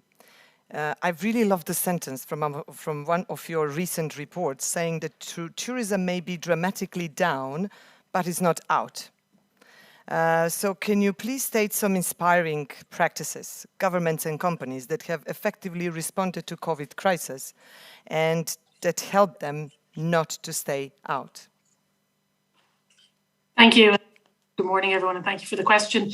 Yeah, so I think we've heard this morning from the different speakers really how much tourism is impacted, and tourism will be one of the last sectors to recover, and that is having a wider impact on economic recovery. And when we look at how governments and industry have responded, we really have seen some impressive measures, and this issue in terms of how inspiring initiatives. I've been very inspired by how colleagues in the private, in the public sector have responded. We know some of the measures haven't been as effective as we would like to have been, but as Luis was pointing out, the situation has moved so rapidly that often events have overtaken many of the measures that governments have taken, that industry have taken. And we've already heard some references this morning to the supports for furloughed workers, tourism businesses in Slovenia, to support tourism businesses to adapt, to change, financial support to encourage people to travel safely when the time is right. Slovenia, in other countries, Portugal, we've also heard this of some of these examples, and this has been and continues to be a challenge. I think the crisis has been very much a call for governments and the private sector to work more closely together. I think this may be one of the positive legacies from the crisis that we can build on also. And here I'm thinking, for example, of the task forces that have been set up to inform government response to the crisis and to prepare recovery plans. So maybe to move to a country that hasn't been mentioned yet, but Ireland's Tourism Recovery Task Force was chaired by an industry representative, and so too is the Recovery Oversight Group that's monitoring the implementation of the tourism recovery plan. Another example that comes to mind are the data sharing partnerships and initiatives to help fill those data gaps that really were exacerbated. They were there before the crisis, but they were really exacerbated by the crisis in terms of having timely data, relevant data for policy, for business decision making. So here we can think of MasterCard and other businesses that have really made their available through dashboards and other initiatives, sometimes paid for, sometimes freely available. And there's different models that have been used. And I think it is important to recognise the many innovations within the tourism sector itself to respond, from new outdoor dining experiences, activities, to COVID-safe festivals, events, including supporting the vaccination efforts, which Kirsten Jorna referred to also. So tourism plays a role also within that wider effort. If we look at some of the essential actions that are needed now to support the recovery, most important recovery action right now, and this is not just in tourism, this is also for the wider economic recovery. And again, this was referred to by Kirsten Jorna, is the vaccine rollout. Europe is making good progress, but the mantra that no one is safe until everyone's safe is particularly relevant for tourism. Another piece of the puzzle is safely restarting international travel. We've made progress, but again, as has already been said, events are moving rapidly. At the OECD, we have been working on this issue through the Safe International Mobility Initiative, and we've been working closely with the European Union, with the World Health Organization, and other stakeholders, and it's also benefited hugely from the involvement of the private sector. And I suppose the OECD's involvement there has been to bring together different parts of government and policy communities to make progress on these difficult issues. Not all problems have been solved. This is an ongoing issue. But again, from an OECD perspective, we've been also helping to bring the discussion beyond, for example, on the EU digital COVID certificate, to bring that beyond the EU countries to third. So I think just a final mention is governments are also thinking ahead to how to build forward better. And again, that has already been mentioned. So New Zealand, for example, there. Thank you very much for your answers. I would now call Ms. Lola Cardenas, the Senior Vice President of the VTTC. Lola, may we see you? Are you with us? The question for you would be similar. The first question would be, and I would really, like to hear from you really brief and maybe direct answers. Can you also point out some cases of good practices in terms of measures and examples of the countries that reacted well on COVID? And I also have another bit additional question. VTTC is doing incredible job in measuring the tourism impact, most economically. We heard today a lot of calls that we have to start measuring the tourism success differently. How we should do it? Hi, good morning all, and thank you so much for Malvika for having us, Maya, Minister, colleagues, Luis, Alessandra, and it's a pleasure to join all of you digitally. Very briefly, for those of you who do not know, at WTTC, we represent the private sector globally, members over 200 CEOs covering the whole tourism ecosystem, the whole value chain of travel and tourism.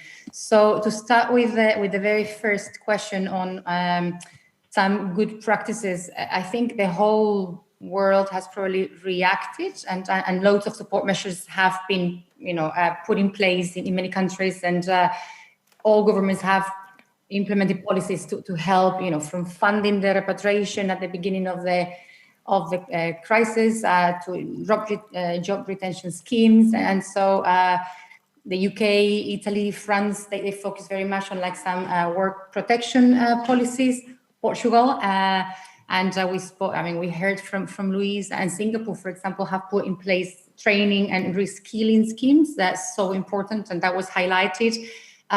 Canada, the Philippines, and the US maybe, and we do have a best practice report that we just published they've implemented some measures to boost liquidity for travel and tourism businesses like destination management organizations, agencies, airports.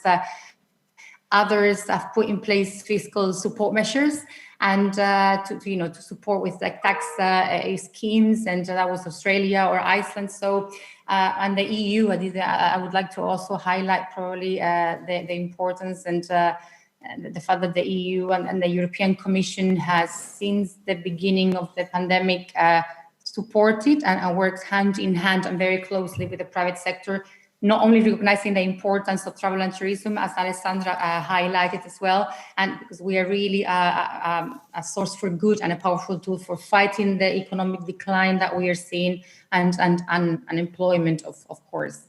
And just very briefly, we have been, besides representing the sector, we do also, for more than 30 years now, economic research on the impact that travel and tourism has in countries' GDP.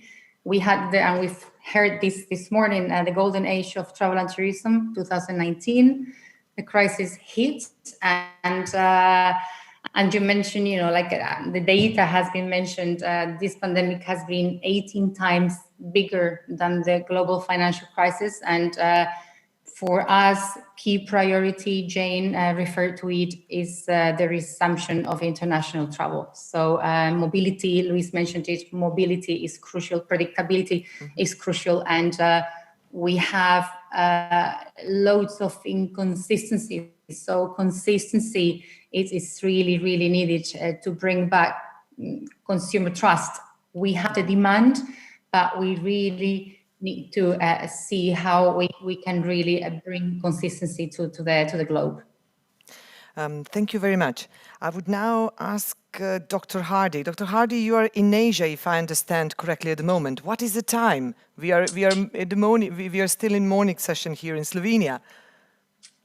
Good morning. Good morning, or good afternoon morning. For me. It's 4:30 in the afternoon, so it's a very reasonable time. Yes, great to have you. So you're closely observing also the recovery in Asia and Pacific region. We are so far away, due to all of the mobility obstacles that we have, but we see the first sites of recovery in Singapore, Hong Kong, Beijing. So what are the recovery lessons from Asia and Pacific that you would point out as a cases of good practices? And please tell us, when can we expect the Asian tourists in Europe? And what will be the key activities to regain the Asian tourist confidence? Thank you.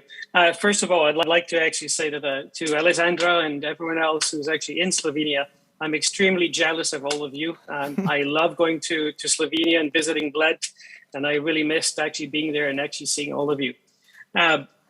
In Asia, the situation is very different from certainly from what I see in the media from the West and certainly from Europe. Most of our borders are actually still closed. Pretty much all borders are closed in Asia at the moment. Singapore, as you know, has reopened 2 lanes recently with Brunei and Germany, which are effectively starting, I believe, next week. But you see that 80% of the population in Singapore have been vaccinated so far. And that number keeps continuing to increase. Now, you would think this is actually really good news, and it is. But you see also how cautious they are. They are only opening 2 lanes at the moment. They are thinking of opening others in the future, but not in the near future. They want to see first what will be the impact of the reopening with Germany and Brunei over the next few weeks and months before they start considering opening other lanes moving forward. Most countries in Asia are in a similar situation where we're all very cautious. But sadly, for many of the other countries in the region, in Thailand, where I currently reside, vaccination rate is extremely slow. We only have 8% of the population in Thailand which are vaccinated. We have a population of 68 million. In Malaysia, which is our neighbor, we're in a similar situation. In Indonesia, where there's a population is over 250 million people, vaccination is also extremely slow. So for most destinations around the region here in Southeast Asia and some part of North Asia, with the exception of China, vaccination and vaccines are still way, way behind. And that's the main difference. If you go back a year ago, in Thailand, we barely had any cases of COVID. Actually, we were COVID-free for a very long time. We had no death for several months for most part of 2020. And the situation changed really, really fast afterwards. Now we're in the opposite situation where in Europe and the West, vaccination rates are actually accelerating at a really fast pace. And here we're lagging behind. So the second part of your question is, when can we expect to see Asians traveling to Europe? I believe you're going to have to wait for a very long time. Because if the conditions to travel are you have to be vaccinated, which is certainly the trend at the moment, well, there are not many of us who are vaccinated at the moment. So that trend will actually take longer. Now, of course, there are possibilities to travel to some destination doing testing and quarantines and etc. And for business purposes, well, people may have to do it and they will do that. For holidays, they'll pick destinations where they can travel maybe closer to home, where maybe quarantine is not necessary if they're not yet vaccinated, for example. Even here in Thailand, traveling within the country, between cities and province, we have restrictions. We were on lockdown until 2 days ago, and we're in the red zone area. There are actually 59 provinces out of 73 who are in red zones at the moment. So traveling between provinces and cities is even a challenge within the country here. So I wish I could give you better news and that the fact there will be people traveling from Asia to Europe sooner, but I believe it will be longer. The recovery will be uneven, as it was mentioned by Alejandra before. Thank you very much for this very honest and open answer. And Petra, I would then address to you. Having this heard, city tourism is super dependent on overseas, and it can partially try to compensate with the domestic market. What can we expect in terms of the city tourism recovery, having heard all of these predictions in the morning and now from our panelists? Thank you. First of all, hello everyone in live, which is really great that we can be live. And of course, warm greetings to everyone online as well.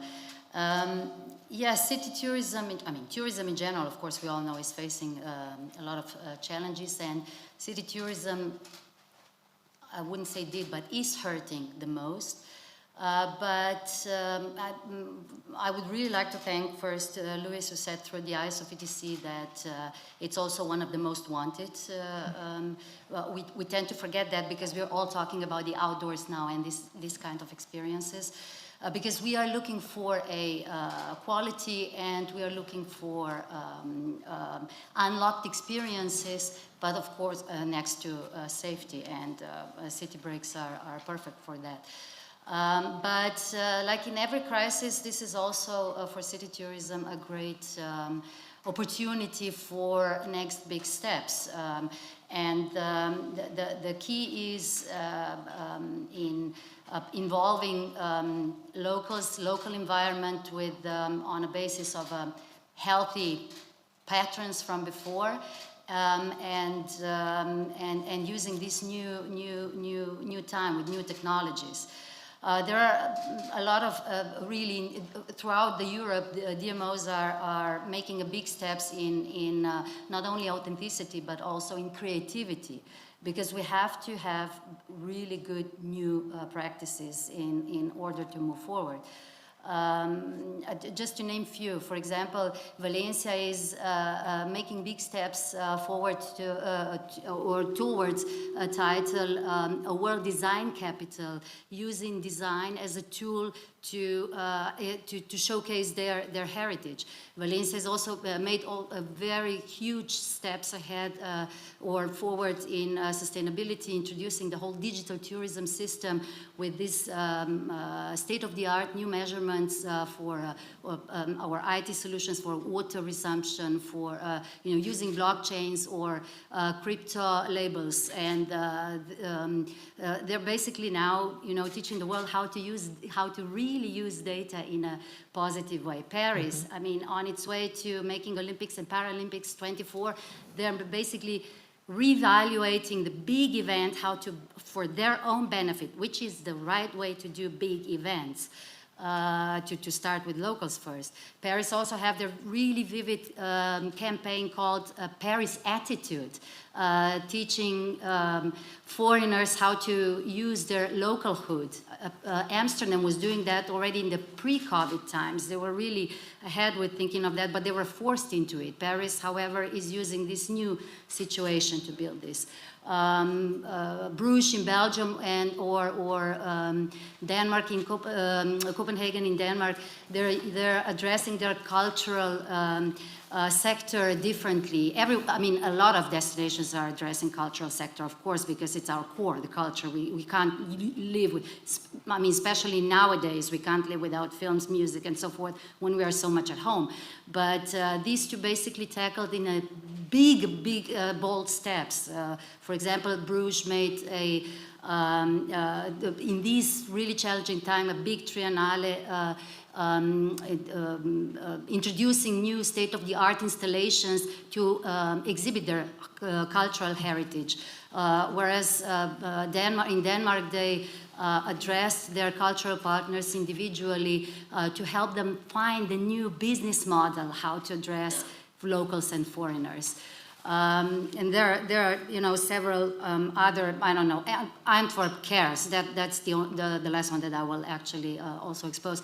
Antwerp Cares means that they introduce their caring principles in their branding, telling to the world, to the locals and to the foreigners, what do they care about? What should everyone who comes to them cherish and value? So basically the key is into asking locals to dance, because we actually were so far admitting them to the ball, but we didn't really asking them to dance. I really like that parallel. Mm-hmm. And this is... It's more inclusion. Yes, not definitely. Not just, but including. Ms. Audren, I'm just coming to you, and coming to you again with another elephant in the room. You are bringing together hotels, restaurants, bars, and cafes in 33 European countries. And we all know that the financial situation of those companies in the tourism industry is not at its best. They are suffering from the effects of the pandemic. The governments did help, and we heard from a lot of examples how this help was shared. So what is your standpoint? How will this company financially go further, and what kind of support would they need in the future in order to reach that goal of the green and sustainable transition? Yeah, thank you very much, and good morning, everyone. It's a pleasure for me to be here as representative of this very wonderful and diverse business, which is hospitality. You were mentioning bars, restaurants, cafe. I also want to congratulate sincerely this hotel, the management and the staff, because they are demonstrating today, and I think we can be proud in the industry. We are demonstrating that we are perfectly capable of adjusting to the health condition situation, digital innovation, running hybrid meetings, and for everyone to share and enjoy. So that's really important, also a demonstration how our sector is continuously being brought in those change and this new expectations. So really it's important. Now, speaking today, and I've heard, and I think we've all hopefully experienced a nice summer, the ability to travel and to go to very nice places, but unfortunately, many companies still in Europe in the sector are closed or on survival mode. If you take some segment of our sector, nightclubs, I come from Belgium, where they might open on 1st of October only, and there are still a lot of uncertainties. So really, we have, and it may sound over dramatic, but let's be clear, it's really still a devastating situation for many companies, from small family-owned business to larger hotel chain. So I think clearly, and many of these companies, because I heard a lot about, of course, the situation pre-COVID, were investing, were viable companies, were creating jobs, were creating growth in their country, and they still can do that. But coming to your point, we need to help them a bit further. I think it's true that at European level, world level, and in many countries, support have been put in place to protect those business and the jobs they create. That's clear, and it worked. And in many across Hotreca membership, that has been very important. But somehow the recovery, the restart, and let's be clear, reopening an establishment doesn't mean recovery. It will take much longer, and I heard somebody, otherwise mentioning break-even, but at the end it's just surviving and making sure you maybe stop losing, and maybe 1 or 2 months of opening won't make up for the 5 or 6 months where you have to be forced to be closed. So really, I think the message is this sector can be really a part of the restart, the recovery for the good, can invest in sustainability, but certainly needs this extended support, and really because these companies are viable, but they need to survive to create that wealth. Marie, thank you very much, and thank you very much for really bringing it up again, that yes, we have to point it out. Many of them are closed. You bring up the nightclubs. I think that many of us did not visit them for a long time because they are closed, and those are the things that will have to be addressed. State Secretary, Ms. Zajc, I'm getting back to you, and I may be boring because I'm repeating the questions that I had for Luis, but I'm really trying to find an answer in it. And again, the main obstacles for travel and tourism are travel protocols. And again, I'm going to react to the no single tourism market, and maybe I would really like if you can share your point of view. How can member states and European Commission react better to unify those protocols? Those are the also main obstacles between us and the closed companies. It's because our mobility is limited. Yeah, those protocols, border protocols, are actually a tougher cookie than they seem to be. Each government could adopt different measures to help their companies in their home countries. That was actually the easier task. You just had to decide what and how to help them. But once you have more countries that all have their maybe a bit different look on how this COVID situation should be handled, then it's a much longer, it will be a longer process to unify the protocols. Last year, we were in a complete uncertainty how to travel from, let's say, Portugal to Slovenia. It was a nightmare. You didn't know we'll have to go to quarantine, in which country we'll have to go to quarantine. This year, much better, much easier, but we're still not there. I believe that in 2022, those protocols, at least in the European Union, will be unified completely. And this predictability for each one of us who will decide to travel to different countries will be much easier and simpler.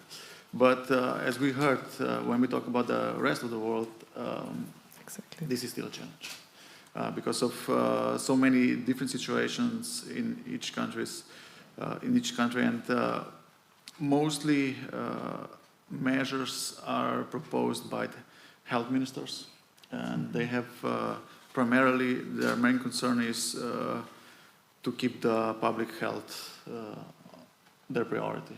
And afterwards, we think about how people will travel from, let's say, Thailand to Slovenia or China and so on. So this is a problem in each and every country that we come from, and that will be a much tougher cookie. And I expect that to be, as it was said,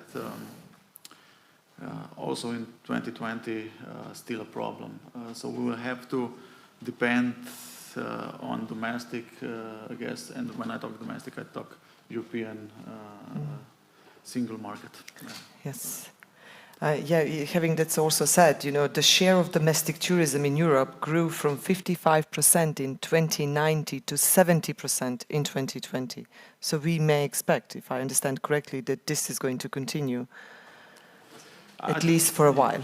I believe that the reality is that COVID and the coronavirus will stay with us forever, or at least for a very long time. So until we learn how to control it and live with it, this will be our reality. And as it looks right now, our reality will be that we will have to depend more than we used to on domestic tourists.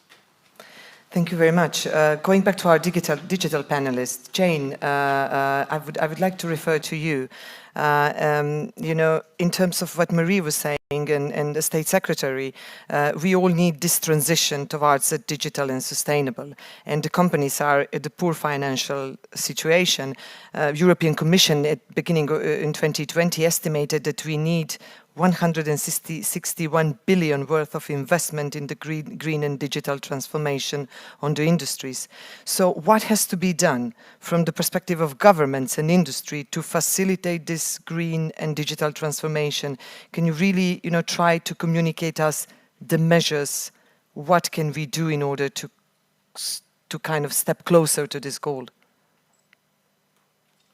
Sure, and we've heard today, since the start of the crisis, there's been a lot of talk about building back better and this idea of a smart, greener digital transition so that we have a more sustainable and resilient sector in the future.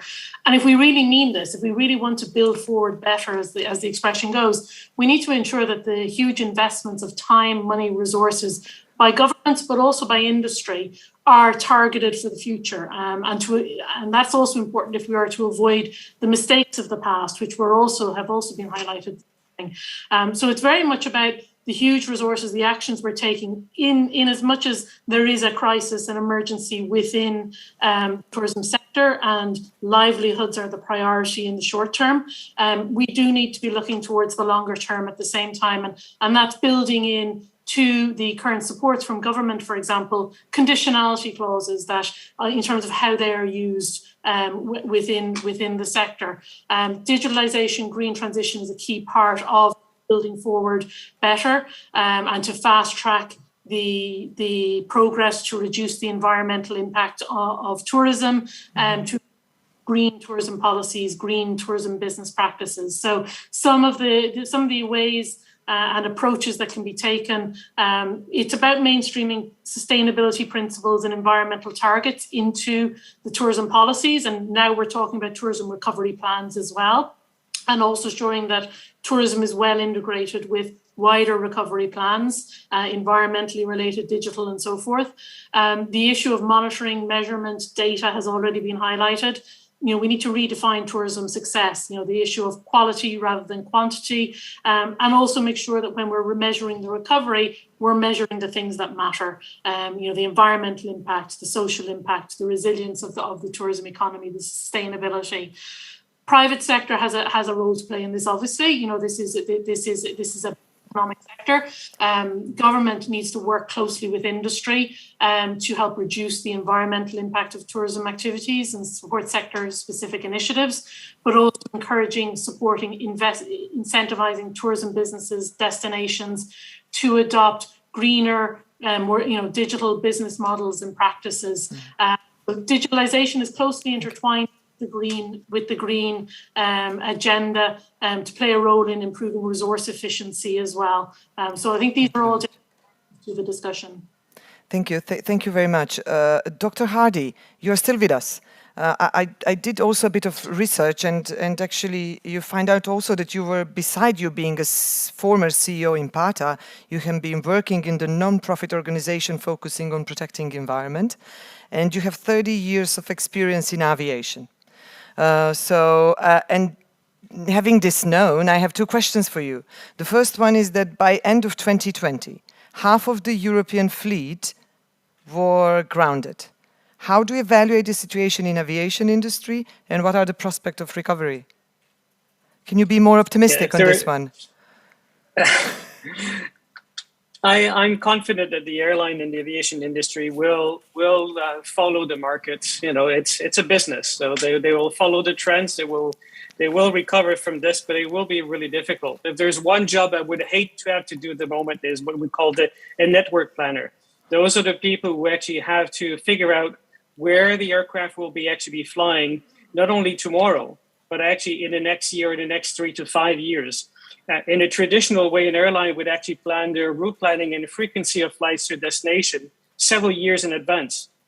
And also in line with the purchasing and acquisitions of aircraft for the future at the moment. So the entire business model for an airline is now actually severely challenged because it's so unpredictable. The recovery, as it was mentioned several times before by other speakers, is and will continue to be uneven. So some routes in some countries and some cities and some states will reopen only to certain other destinations. And it's really difficult for an airline to actually plan in this environment. So that's the big challenge that the airline actually faces. The other challenge that the industry will face, not only aviation, but hospitality and others, which was mentioned also by Luis and others before, is human resources, talent. Many people who worked in our sector have now actually went into other industries because they see that the recovery will be very long. It was mentioned before that it won't recover till 2024 to numbers, pre-2019 and etc. So many people have actually changed their jobs into other sectors, and bringing them back will also be a challenge. So there is hope, I think, for the airline industry. They will fly where there's actually demand, but the recovery will be slow and they will be following what the trends are. Thank you very much. Maybe just a brief question. What can be done in order to transform aviation industry? I really, it looks like a kind of incompatible match to become more environmentally friendly, because we are hearing, I was at the last conference from UN, and when they were trying to address what can we do in order to save the environment, the first aspect was stop flying. And yes, we all agree that yes, flying is contributing to the climate change, but also mass production and mass consumption is. So maybe your point of view, how can we make this industry greener, and can we?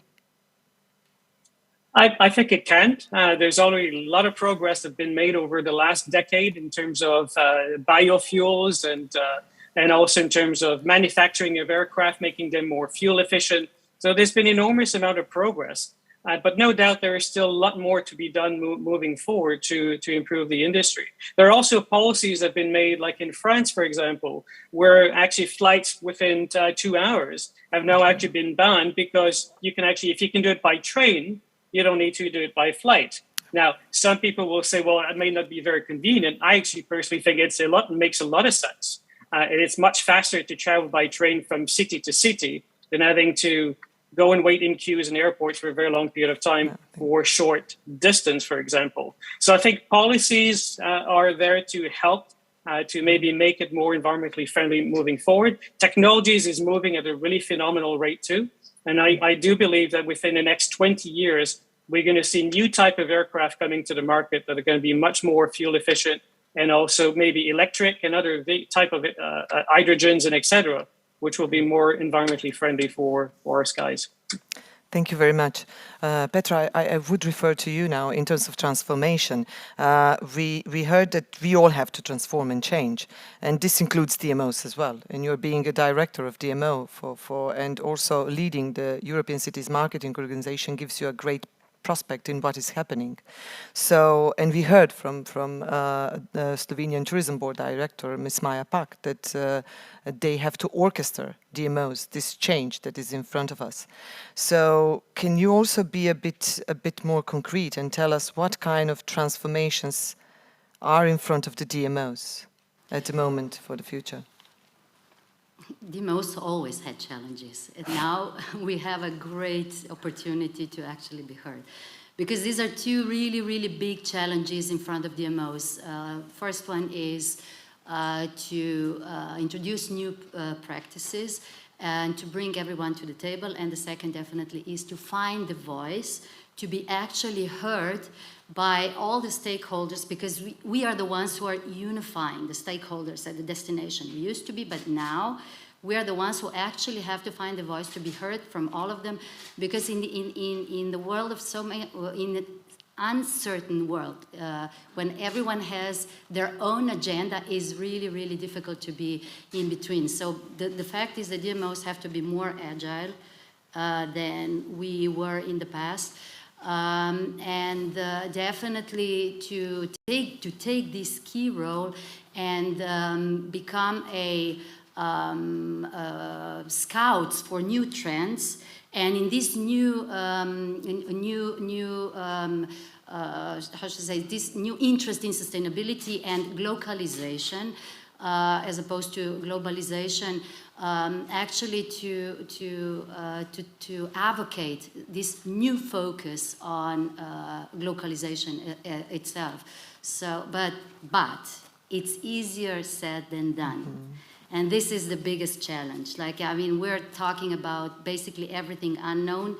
Today, we know what the trends are showing, but how it will be, it's up to all of us, and DMOs are the first ones to have not only the vision, but the courage to lead that. And like I said, it's easier said than done, and I would actually appeal to all of my colleagues, especially here in Slovenia, because I love my country really a lot, but throughout not only Europe, to the world, to really, really have this courage and speak up. Thank you, Petra. Ms. Cardenas, I would refer to you now in terms of also this change that we are all discussing about. And you mentioned it before, that people's mindset while travel have changed. We discussed this today. We travel closer to home. We tend to take longer holidays, which is good.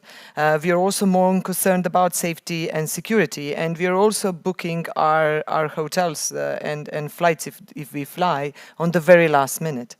So changes in the mindset will bring significant changes in the industry on the long run.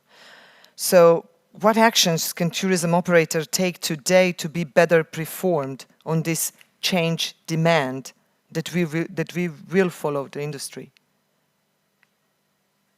Yes, it's true that this crisis has probably helped us all to put things in perspective and to contextualize everything. And as the travel and tourism sector, we do have, I think, a unique opportunity to really rethink business models. It's been mentioned now that COVID has accelerated mainly two agendas, the digital one and the sustainability one, of course. So for sure, digitalization and technology will probably be a key pillar when looking into the future of the sector, and everything that is touchless, seamless, that would actually help the passenger, the traveler experience, and of course sustainability, meaningful sustainability. So it's a priority for consumers.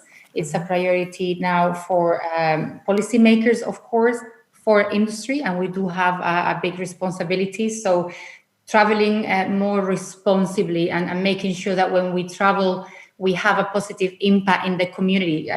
We've mentioned this community engagement. I think it's crucial to keep that in mind. It's like a public, private, and community partnership, the PPCPs, as we like putting it. And so public awareness of the environment has increased, and consumers are thinking more about the environment since COVID, probably. Mm-hmm. So we are facing, as businesses, more scrutiny and for the environmental track record and the support. I mean, sustainability is very wide. It's also, we mentioned diversity, inclusion, and so these are really important aspects. And then, of course, something looking into the near future, safety and hygiene protocols. They have come to stay for quite some time. The Secretary of State mentioned it. We need to learn how to coexist with the virus, to live with the virus.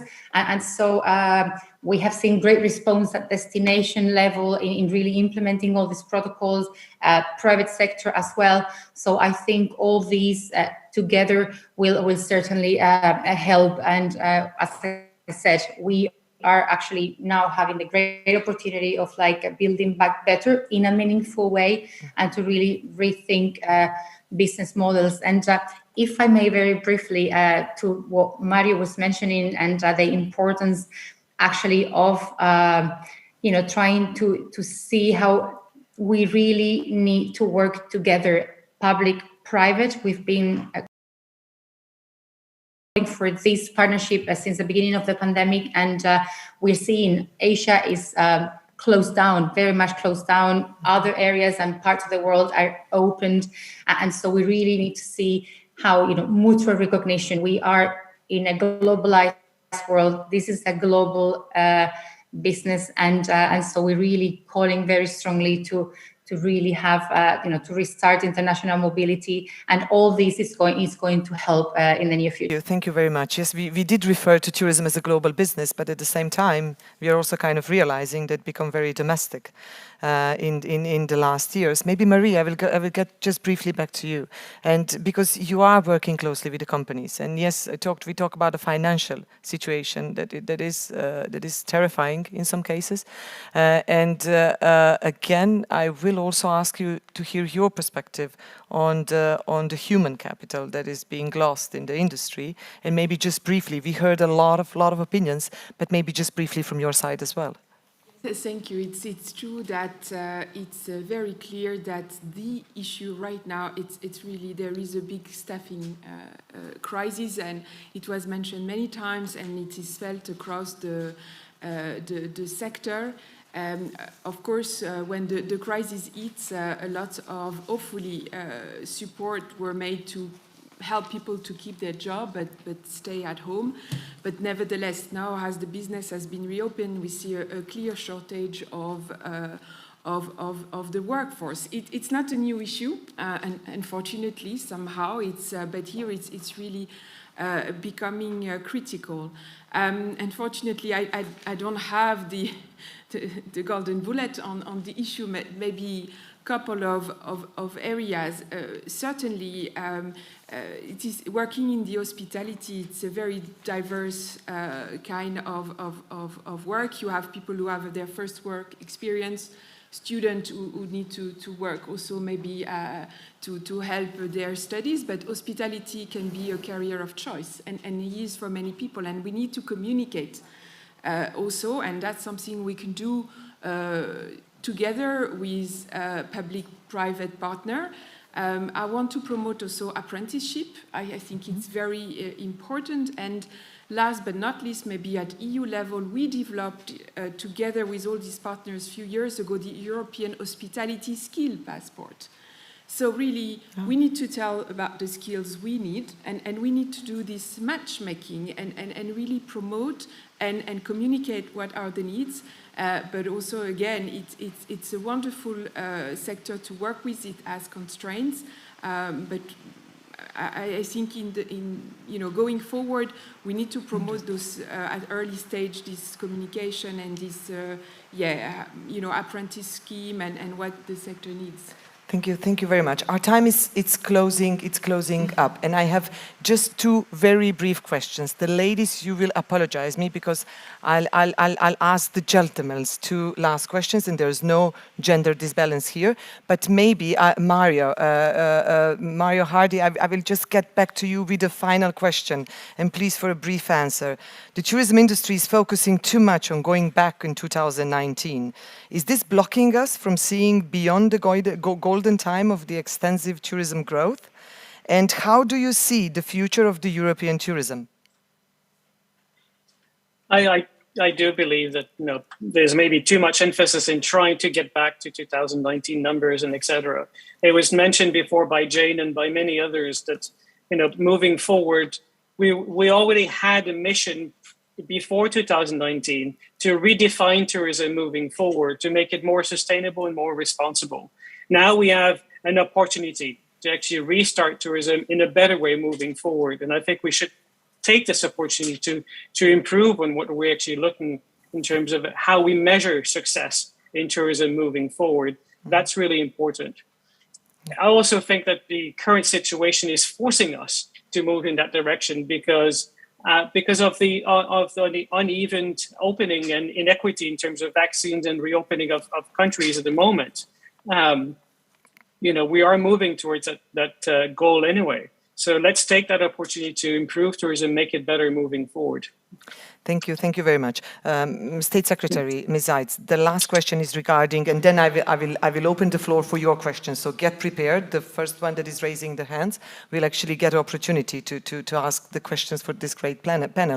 Ms. Zajc, Slovenia holds the presidency of the Council of the EU. The agenda for Tourism 2030 started under the Portugal presidency, and now it's going to be finished hopefully under the Slovenian ones. So which initiatives and activities would also be initiated by Slovenia within this Agenda 2030?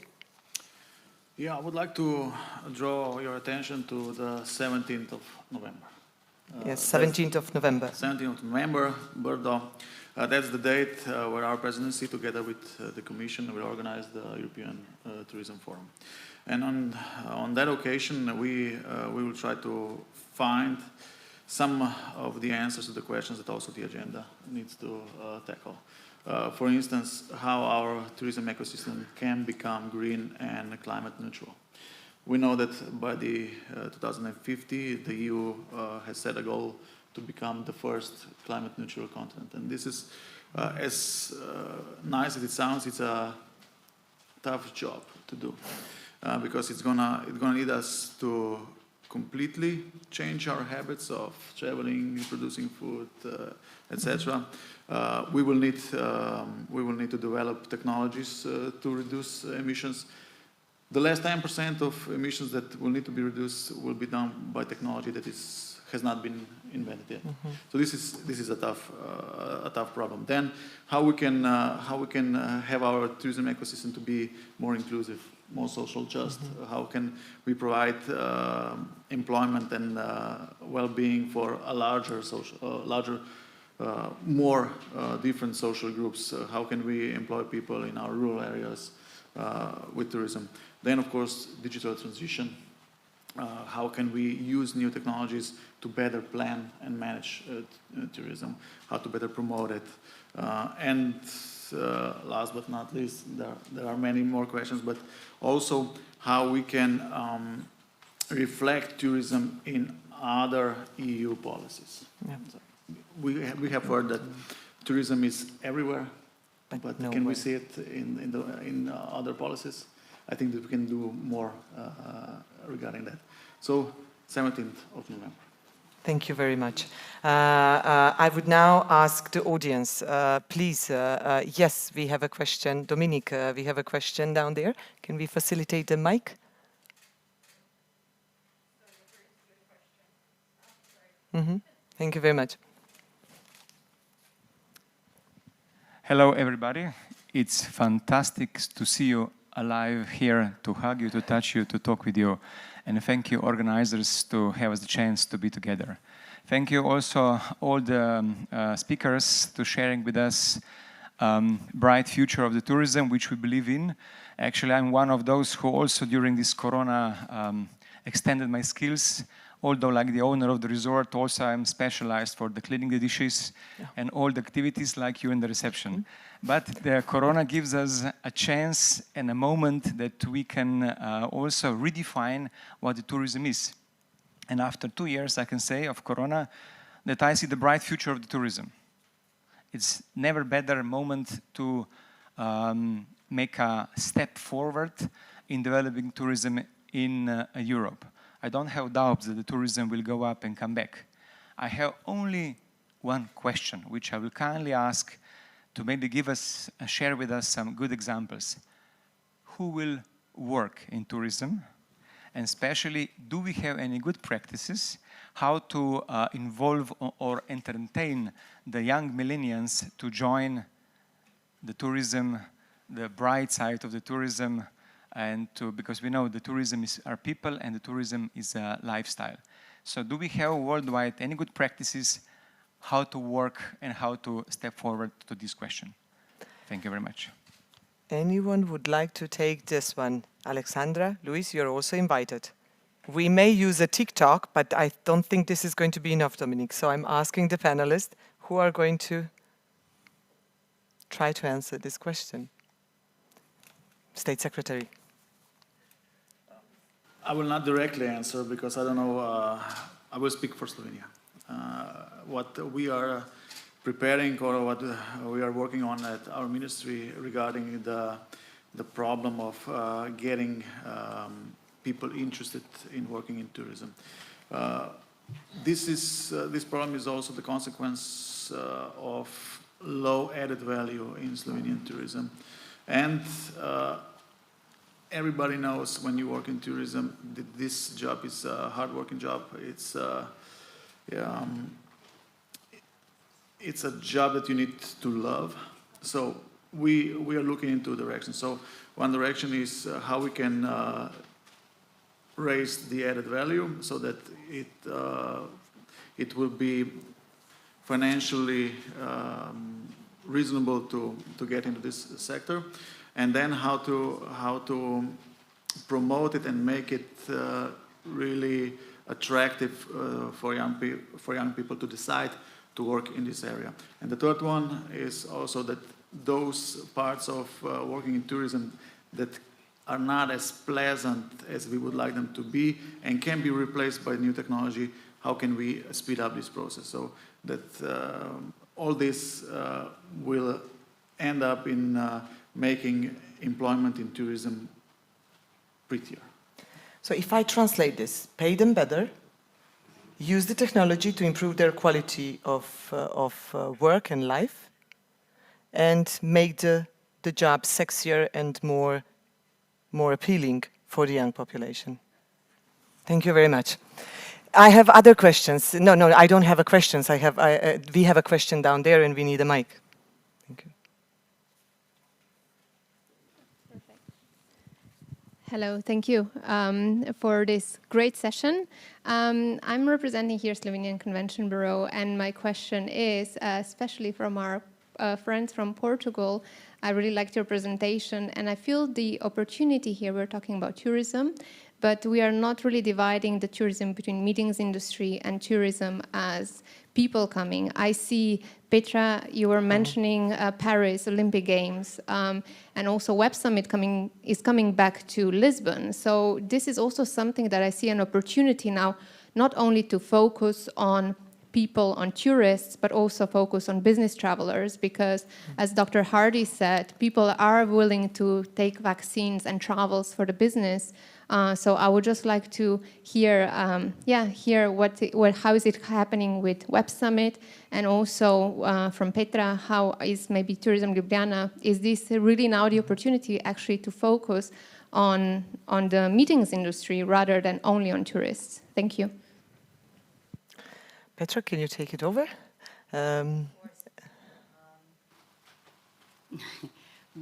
Business industry is definitely a part of tourism too. So, but the fact is that if I speak for Ljubljana, it's one of the main pillars in our strategy, and the same goes for the whole Slovenia.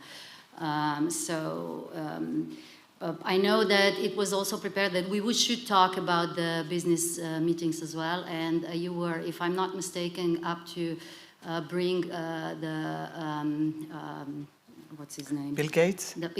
Weren't you? Yes. Bill Gates who said that it should go to half. Well, people wouldn't listen as much to Bill Gates if it wouldn't be for business segments, so he should be more optimistic. Because, you know, we've always, once upon a time there were Silk Road, new continents explored and so forth, so this is nowadays called business tourism. And it's going to bounce definitely back, and we shouldn't be as pessimistic as some, or as it was last year constantly said and was starting to repeat this year, but it's now reducing. So business tourism is, we all know it's higher consumption, it's a longer length of stay, and it means healthier, strictly economy-wise, healthier part. So we should nurture it, but it's a part of tourism. You know, because we're all leisure tourists after a lot of us are leisure tourists after we finish business event. Thank you, Petra. Bill Gates said that business tourism go on half, and we all respectfully disagree with him. That's our message to Bill Gates. Before we finalize, Alessandra, you were raising the hands to try to answer this question. Here.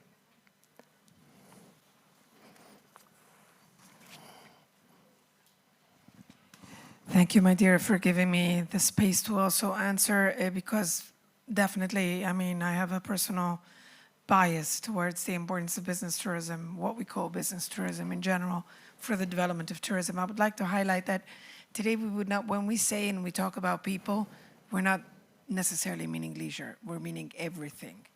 We're meaning us, for example. I consider myself a business tourist at the moment. But what is very important, and what I think was a missed occasion, I would say also from the authorities, is that the business travelers, business tourism, could have been used as the real trial for many things. Because the business travelers are the ones that are definitely more cautious, more aware of the impact of what they're doing. And so instead of thinking immediately about, like, I would say, like a completely global, which is correct in a way, solution, I mean, I think it's a missed occasion that we didn't do more events, rather than just saying, okay, let's do virtual. Virtual is not the alternative. Absolutely not. And we're here to prove it. And it cannot be that every time there is a difficulty, people just turn around and saying, okay, but we'll do it hybrid. That is not the solution. Because what we can do, the differences we can make, is through events like this, which we call business tourism. We can test, we can put good KPIs on it, evaluate, and then maybe implement and enlarge. So definitely, I think out of everything, we should really keep. This is like a pledge. I speak more of a tourism passionate and professional that, of course, in my position as UNWTO, but this would be an appeal for governments, especially in Europe, to take this very, very seriously. Thank you very much, Alessandra. Thank you, all of the panelists. I see there are a lot of hands that you would like to ask more questions, but unfortunately we are run out of the time, which means that we'll have to meet on the 17th of November at Brda and discuss the further future of tourism. Can we just put the hands together to our digital? Thank you very much. And to our panelists in live. So, it will take just a few minutes to conclude today's panel. I think it was a wonderful discussion and wonderful panel. I started with a roller coaster, and I'm probably going to finish with it. This is an outrageous ride. And I think what we heard today is that we are not alone on this ride. There are a lot of people on the train. So I think it's very important to share and to discuss how can we actually come to the destination that we want. COVID will not end tourism, we all know this, but we may hope that it will accelerate the changes towards better, towards more sustainable, digital, and not to forget also human-oriented fashion of tourism, not on paper, but in practice. World is destination number 1 is Europe, and Europe should lead in this transition. Like Luis was saying, like Alessandra, our minister and the director of the Slovenian Tourism Board.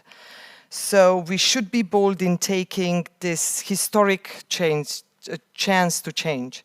Change is not easy. It's actually hard at the first. It's very messy in the middle, but it's great at the end. So let's try to change, and let's make this industry even better than it is. Let's be bold and concrete in Agenda 3050. So that we know where we're directing. Let's improve governance in tourism at the supranational level. And I'm looking also at you, Luis. And let's create a single tourism market for all of us that we want to travel. Why? Because there are millions of tourism businesses around Europe. And those millions of tourism businesses represent millions of reasons for the Commission, for the governments, and for all of us to change the tourism for the better of tomorrow. With this, I would conclude today's panels, and once more, thanks to all speakers, all presenters, dear panelists, and to all of you in audience that were with us for 3 hours without a break. So let's put the hands together for all of us.